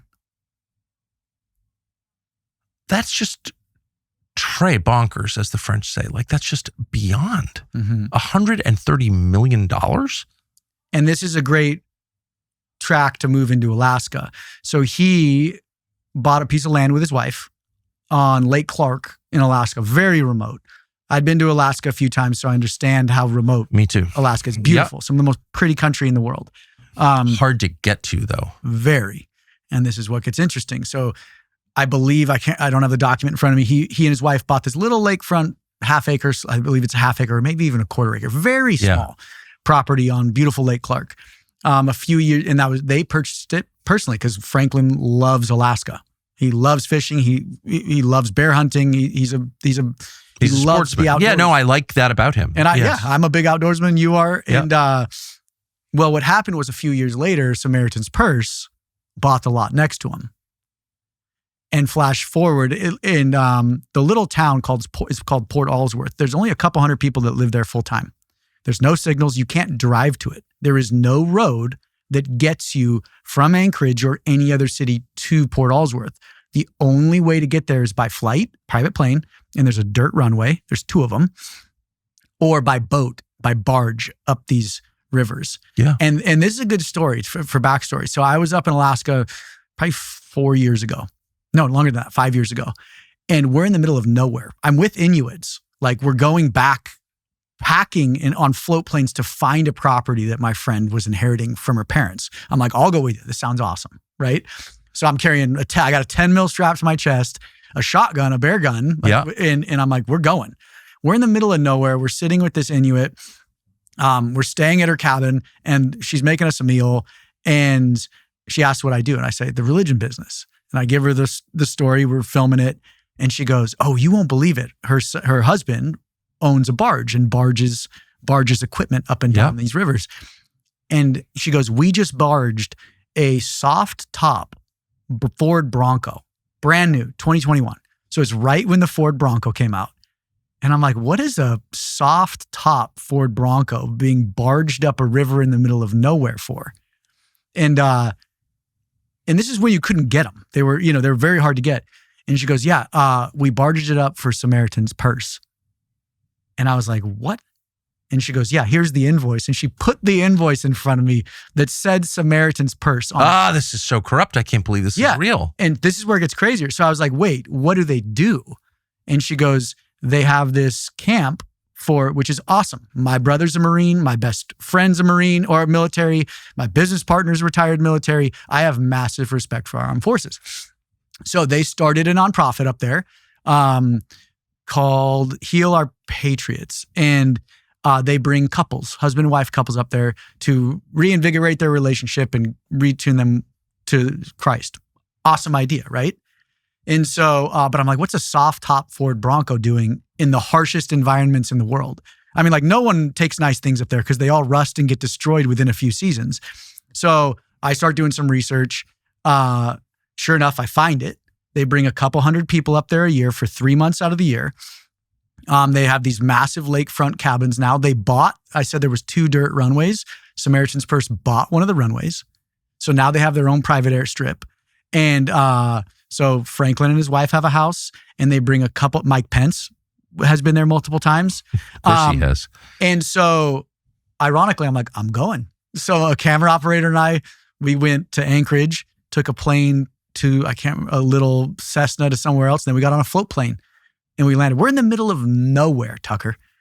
And all of a sudden have you seen the movie Truman Show? No. Great movie, but it's about a fake world. It was a fake world. There wasn't a blade of grass out of place. Like the amount of upkeep and care to make this place look perfect. And then the crazier part is, this is where I go conspiracy theory. There's these massive fuel storage tanks, massive, 20,000 gallons at a time. And this plane would fly in and land and just refuel these tanks. And I talked to the pilot and he's like, yeah, this place is like a bunker basically to just camp out. And I'm like, oh, this is like Franklin Graham's World War III like hideout. Like if things go south, he's going to ping up here. They've got gardens. They've got full greenhouses. I'm like, this is the bug out zone. And that's just my conspiracy theory. But it's not, I mean, every rich person in the world thinks that way. So the reason why I'm saying this is this organization is paid for by donor dollars. It is a multi-million-dollar a year operation. Franklin Graham, I have his flight logs, flies his private jet back and forth from North Carolina to Alaska during this 3-month window. If you really wanted to run a successful, humble nonprofit, so crazy. This is where it gets crazier. Like you live in North Carolina, almost on the water. You could start a great operation there in your backyard. But here's my kicker. Their 990s show donors where the money goes. This isn't their full 990, so you wouldn't be able to see it. But in the back of a 990, they line itemize where you're supposed to line itemize where your money goes. There is nothing in their 990 that has anything to do with Alaska. So it's buried in another line item that no donor knows about. So I get this story specifically because that's every rich guy in the world wants, who's a sportsman, wants a camp on a remote lake in Alaska, easy access, and wants a bug out spot. Everybody wants that. I mean, I would know. Yeah. And that's what everyone talks about. You know what I mean? Yeah. And that's the opposite of a conspiracy theory. That's like the thing people want most. And if you can find a way to get your nonprofit to pay for it and a way to morally justify it to yourself while I'm helping wounded warriors keep their marriages together, that's just, that is so corrupt. If what you're saying is true, that's like... I've been there. We filmed there. This is the best part. So there's so many good parts of the story. So at the end of the runway, there's a food truck that they barged up. Get this, they barged this food truck up there to be there too. And it's called, what's Franklin's daughter's name? Cece, or she goes by? I don't know. Can't remember her name. It's named after his daughter, this food truck. They serve a very specific hamburger that's Franklin Graham's favorite hamburger, his favorite meat patty. And so we just picked a random date to go. Like I didn't coordinate this or anything, but you can only go in the summer. And so I'm sitting there and it's the only place to eat. So literally we ate there every day. And we're sitting there and we had hiked this ridge line to get a shot looking down. And Franklin Graham pulls up in the Bronco. And I'm like, well, my camera operator's like, dude, that's the Bronco. And I was like, what? And out drives from this side road, this soft top Bronco, pulls up, gets out, walks straight into the food truck, not goes up to order, walks into the back of the kitchen and starts making himself a burger. And we have a camera. And so I just put the camera on the table and it starts rolling. And there's only 2 picnic tables. And so I'm looking this way. Franklin makes his burger, walks out, sits in the other picnic table staring right at me. Wait, can I ask, like, where is there to drive? There's nowhere to drive. The runway. So the Bronco is to drive from the runway to the camp? The Bronco is to drive from his house down the airstrip to the main setup. How far is it? Probably a quarter mile, third of a mile. What? Yeah. And they barged a brand new Bronco in to drive a quarter mile? Yeah. Most people use quads or golf carts, because there's nothing there. Or walk. There was one other car that I saw. It was like a 1988 Chevy Suburban, and I know it because that was my first car. So, great vehicle. Yeah, 454, that big old. Big time. Yeah. Big time. But that was the only other car. And then a brand new Ford Bronco, soft top Ford Bronco. Yeah. Wow. I don't think most really rich people who actually made the money, honestly, or not honestly, but who made it themselves and didn't just like not pay taxes on donor money designed to help starving Africans, I don't even think they would go to that expense. It was impressive. That's very extravagant. Well, and he's using donor money to justify it. And then on their 990s, you can't find the line item cost of the operation. That's the problem I have. What did people say when you tell them? I've never heard any of this, but I would say it's 50-50. The people who don't like abuse are like, that's incredible, but I don't think that's Franklin Graham. Because they look at Billy Graham, who I respect, and they go, he's the son of Billy Graham. But again, all systems corrupt, and anybody who goes into this system eventually gets eaten by it. And the other side actually try to justify it. So many people try to justify this type of abuse. Really? Mm-hmm. How? Franklin's a godly man, Tucker. A godly man is a humble man. Mm-hmm. That's the first sign of godliness is humility, Mm-hmm. because you're not God. Yeah. Right. So that was the model that Jesus left us. That was the model of the early church, was humility. Well, and I find it ironic too. We have the shot in the show. To get the veterans and their wives up there, they need private planes too. So they bought these other aircraft that they look like military transporters almost. Yeah. And they land and they circle around because it's a small runway. And so they circle around. Who's the first person off the plane? Who? Their staff photographer. Because they got to get the marketing photos of these wounded veterans getting off the plane. And I just laughed. And the best part is I'm there waving an American flag because they bring out the whole town because there's so few people on this little strip. They want it to feel like it's something. So cooks, everybody are coming out with a little American flag, waving it. So I'm sitting there waving my flag with them. And it's all in the show. And the first person off is the staff photographer. Just making sure they document it to get all the shots. And then ironically, so I told you I spent 6 years in Maui during the Lahaina fires, which was awful. I have really close friends in Maui. A couple of my friends are firefighters that worked at the airport there. Samaritan's Purse flew their jet or their jumbo, their cargo plane from North Carolina to Lahaina. I'm sorry, Lahaina, Kahului. They landed at Kahului. And the first person off that jet too, staff photographer. They've got to get the shot that they're bringing in materials to help the people of Maui. And then Edward Graham, Franklin's son, walks off. And I was told what was on that plane, all of it could have been bought at Costco down the street. Water, blankets, but they spent tens of thousands of dollars in fuel to get the marketing shot. Hundreds of thousands. So they could raise hundreds and hundreds of thousands of dollars. So they could, so they can get the marketing shot, so they can raise money saying, look at us help the victims of the Lahaina fire. And those victims still, like, I have such a heart for Maui and what happened there. But Samaritan's Purse, I would confidently say the majority of it is all just smoke and mirrors at this point. They do good work. They do some good work. Well, $2.5 billion where you're not spent, just do the math. Yeah. That should be billions a year spent on the poor. I agree. Yeah. Just by definition. Yeah.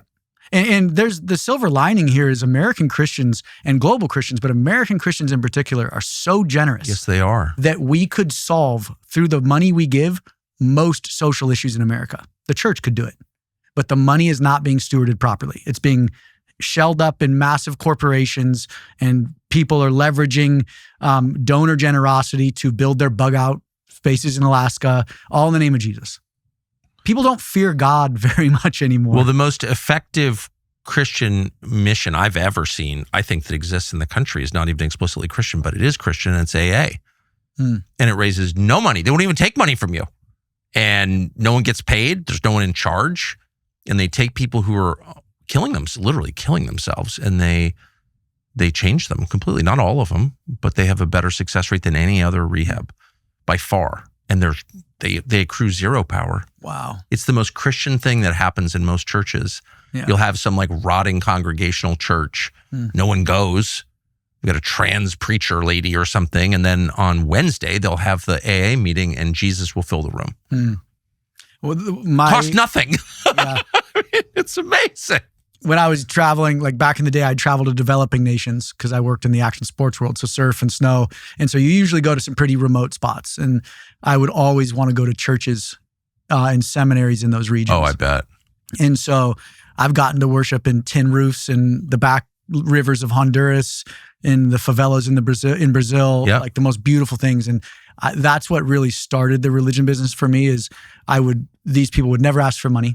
They wouldn't have coffee and donuts. They were huddled under a tin roof as the rain was pouring down. There was no instruments. Most of the time they were just singing a cappella, and someone would pull out a little Bible and read some scriptures. And I believe God just filled those rooms. I believe that. And then I'd come back to the mega churches that I would go to, and I'd walk in and I'd be like, oh, it's just the fog machines filling the room for sure.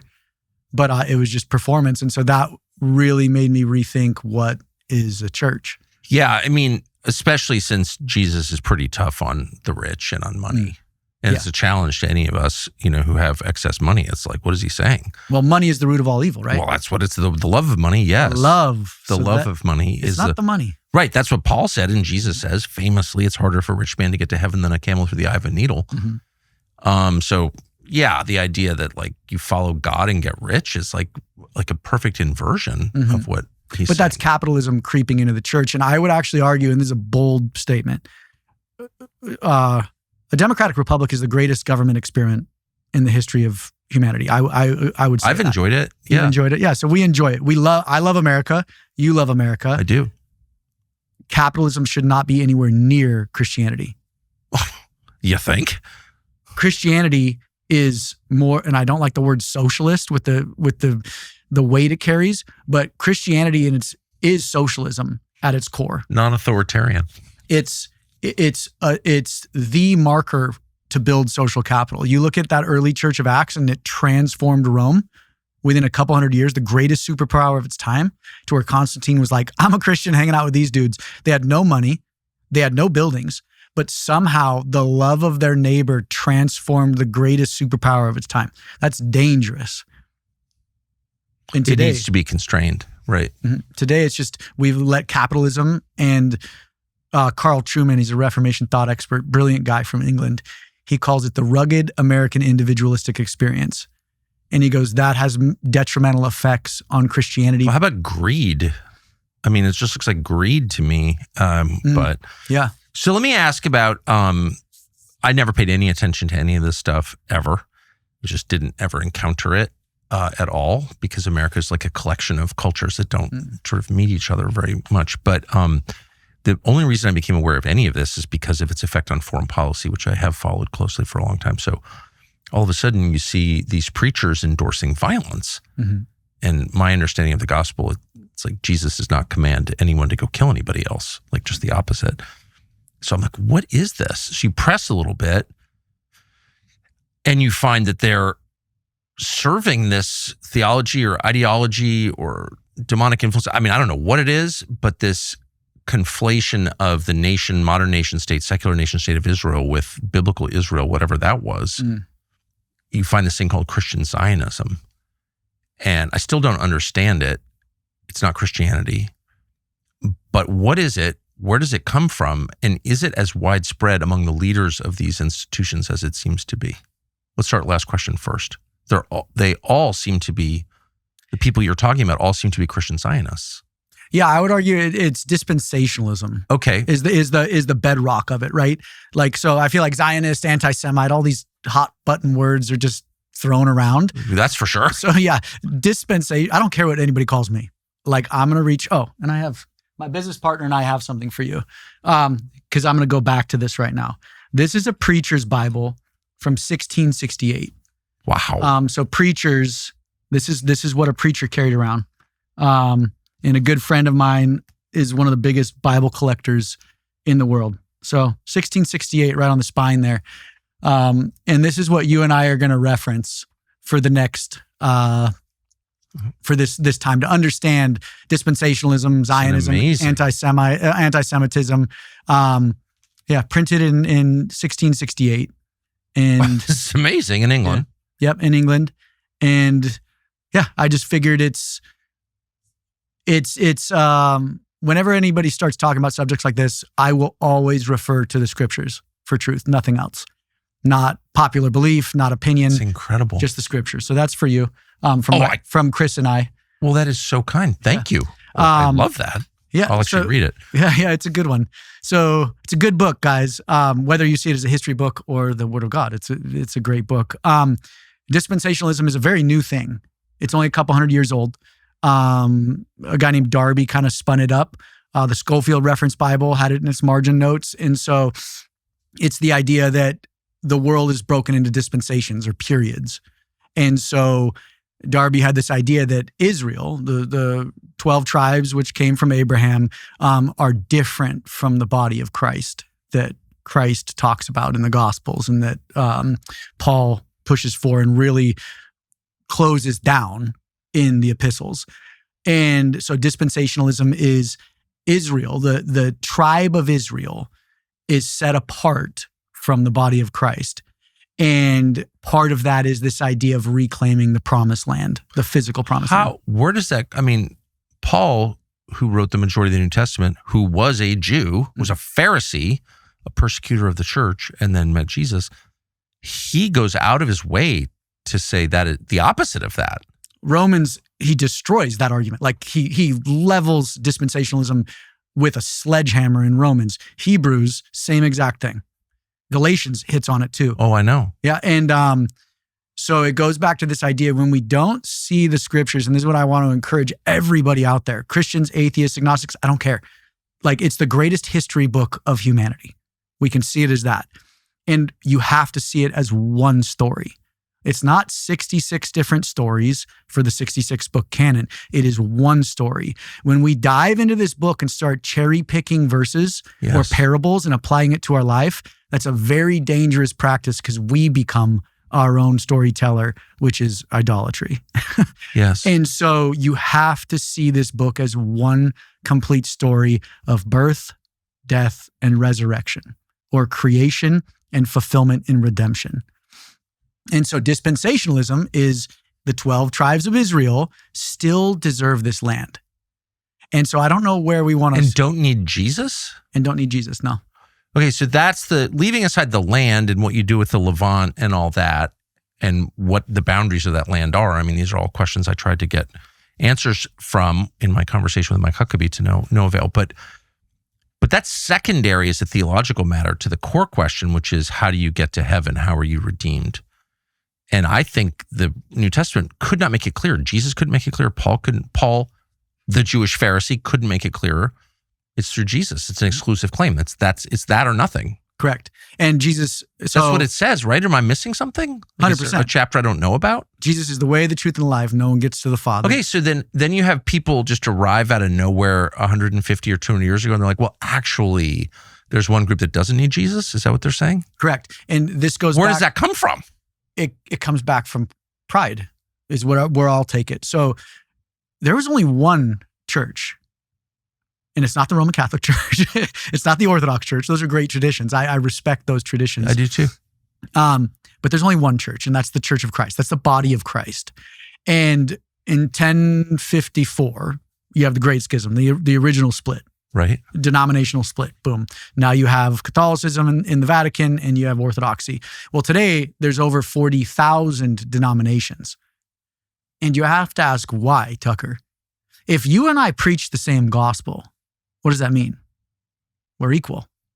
There's nothing different about you and I. We have the same God, the same Christ. We believe in the same healing power through the resurrection. And we are here to help the hungry, the sick, the poor, the naked, the prisoner, the sojourner, the orphan, and the widowed. But I don't want to be like you, Tucker. I want to be unique. I need something different. So I'm going to go to this book and say, oh, these guys, Tucker got it wrong. Like dispensationalism. Then I have a new message to sell and I can sell it. Then I can package it and sell it. Power and money is at the root of all of this. Power and money. But if all the new messages, I mean, that just seems like an explicitly anti-Christian message that some people don't need Jesus to be saved. I 100% agree. If you were to I mean, you can believe it or reject it. Most people reject it. That's fine. It's not my job to save people, but the Christian message is you need Jesus. Correct. So if you have Christian preachers all of a sudden standing up and be like, well, actually not really, then they're not Christian preachers, are they? No, they're dividing the body of Christ. Right. But on the basis of theology, that's the 180-degree opposite of the Christian message. Correct. I would say... What is going on? I would say most Christians, especially dispensationalists or Zionist Christians, are Talmudic Jews wrapped in Christianity. What does that mean? Okay. So where should we start? Can I start in the Bible? Because I want to lean on scripture here. So you have Abraham, Isaac, Jacob. Jacob becomes Israel. Right. Israel has 12 sons. Those are the 12 patriarchs. Right. Ironically, the word Jew, do you know what it means? It comes from Judah. Of Judah. Right. So who are the 11? One of 12 tribes. Yeah, who are the 11? There's so many muddled terms here that's so ironic to me. But so the story goes, Moses leads them through the promised land. 40 years, leads them to the promised land. They wander through the desert for 40 years, and Moses is about to lead them into the promised land. This is the land that in the Abrahamic covenants, and then the Mosaic laws, the Israelites are going to inherit this land, right? This is the story. So they're about to cross into the promised land. Moses does something silly first, and he slaps a rock to get some water out, and he doesn't give credit to God. He takes the credit instead. And so Jehovah says, hey, you're not going to enter the promised land. And I'm going to give you someone who will. It ends up being Joshua. So Joshua is the next book of the Bible after the Torah. Joshua leads them into the promised land. So in Joshua 21, it says, all has come to pass. I actually want to read it because it's such a powerful line. But this is the fulfillment of the Abrahamic covenant. And Joshua himself says it. And so the Abrahamic covenant, remember, is Israel deserves the land. Let's see, where is this? Sorry, I'm a big note taker. Where's it on the back? Oh, dang it, it's not in this copy. I have so many copies of things. So in Joshua 21, he says, I've given you peace in the land. No one's warring with you. God has given us everything. All has come to pass, which means that covenant is fulfilled. Jehovah had given Israel the land. They settled in it. And so dispensationalists will go, no, well, the Abrahamic covenants are still in effect. Well, no, the very man that led them in the scripture says all has come to pass. And then on the cross, Christ says it is finished. And what the whole story of this book is, the Old Testament is a physical reality and it's a shadow of a future spiritual fulfillment. Right. And so the promise... Jesus says this repeatedly. So the promised land, God did fulfill his covenant with Abraham. Yes. Joshua led them in and he said, all has come to pass. And then what did they do? They didn't listen. They fell out. They bred with, other nations. The Philistines, yeah. And boom. Okay, that doesn't mean you get the covenant over and over and over and over again, right?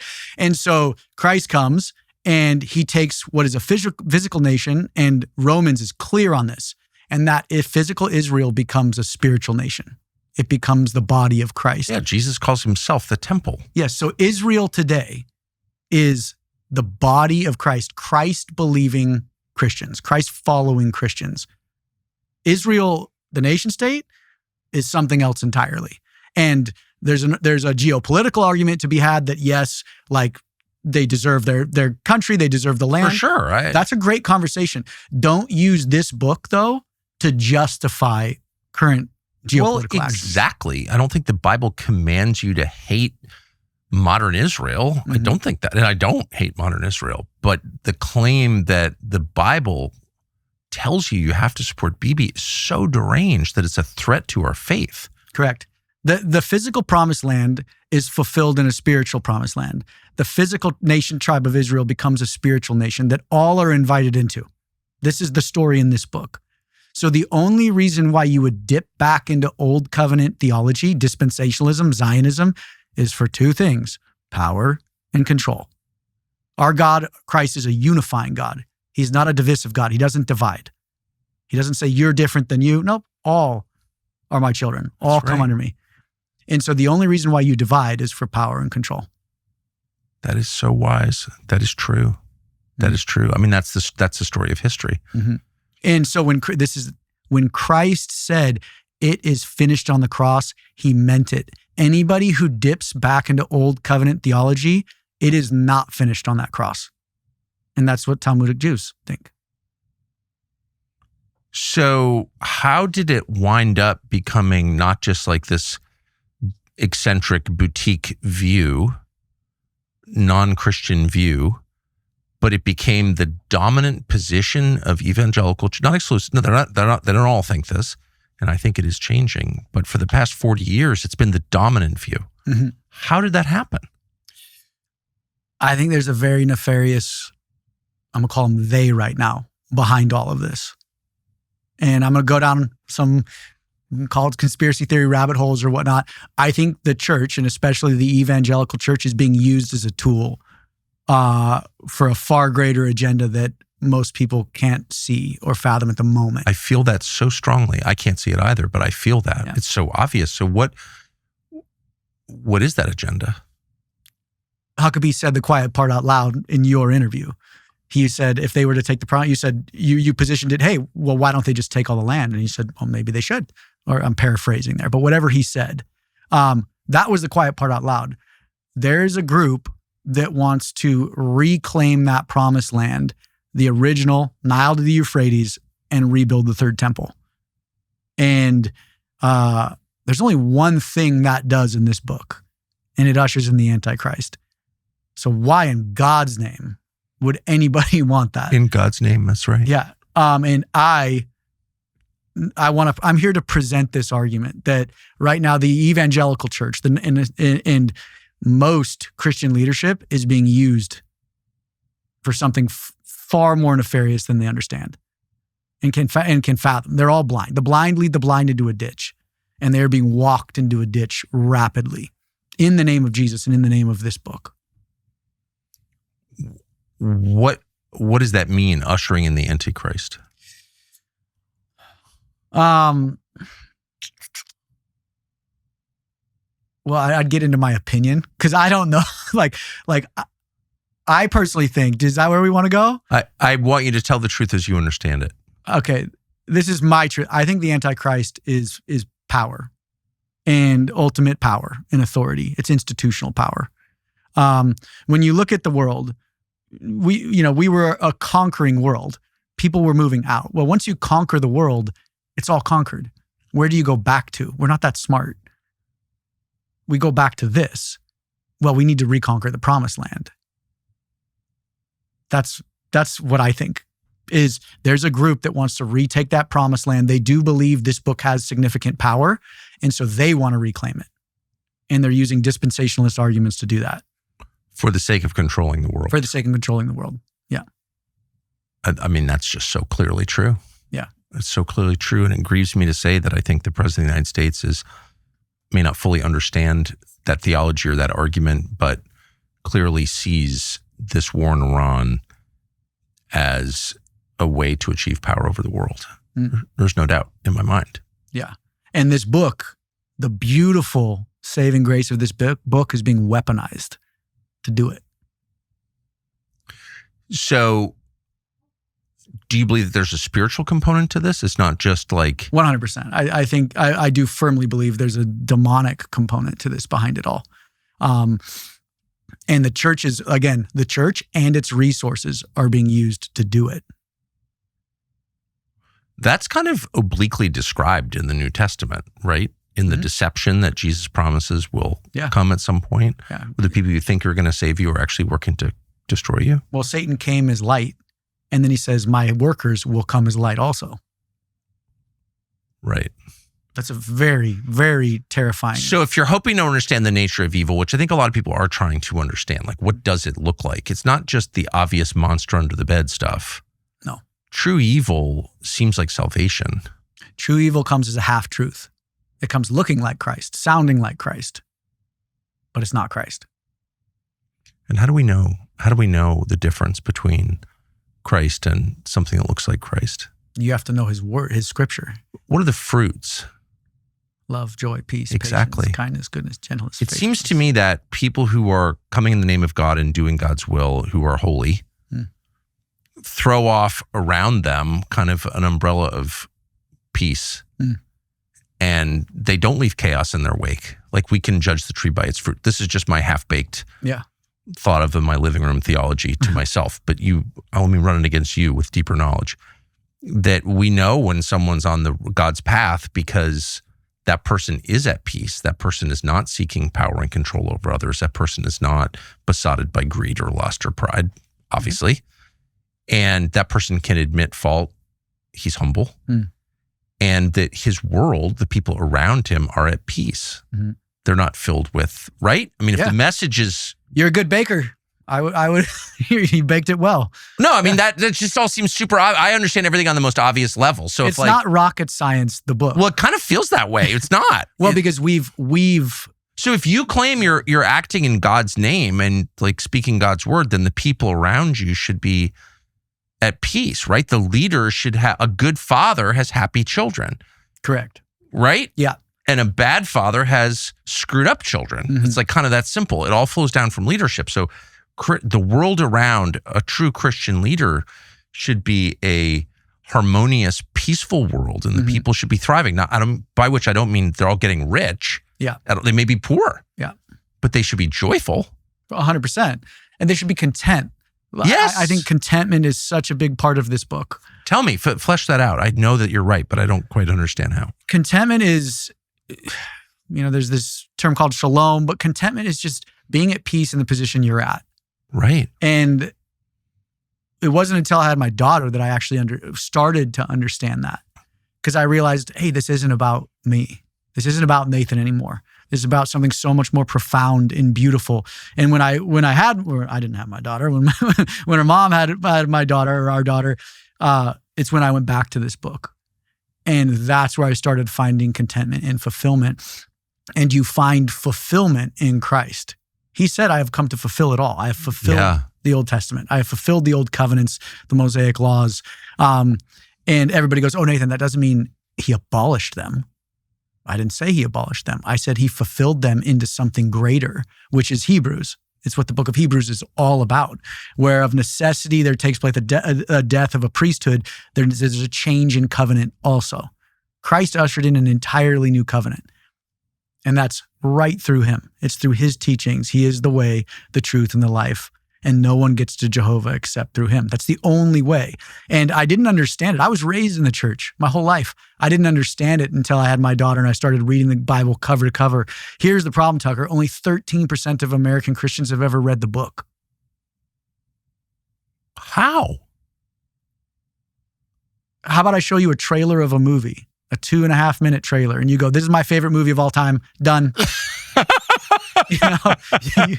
You wouldn't do it. No, you wouldn't. You'd say, hey, I need to see the whole movie because the other 90 minutes might be total crap.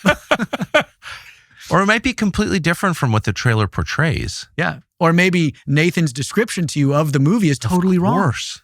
So a pastor's description of this book might be totally wrong. But it just seems obvious that if you're calling for violence against innocence, what you're saying has no connection to what Jesus said at all. Right? Or am I just being too autistic about this? No, you're on it. I voted for Trump. Oh, well, yeah, I campaigned for Trump. It was a lot. When I look back on it, I was sold a straight lie. You think? Yeah. Yeah. And I want no wars. I believe in in Christ teaching peace and love and loving your neighbor. And and again, I'm going to go back to something positive because everybody always says everything's negative about my conversations, but the generosity of Christians can transform our nation. We don't need to give more. We need to be better stewards, which would be the biggest light to the world. And right now, it's going down a really dark path, really quick.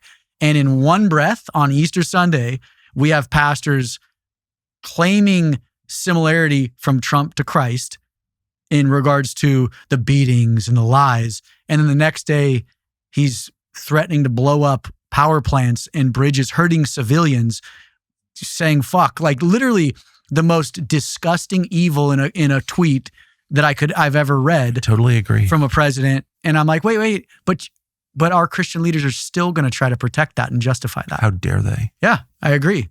It's disgusting at all levels. And we were talking about spiritual war. I think there's a massive spiritual war going on in the White House right now.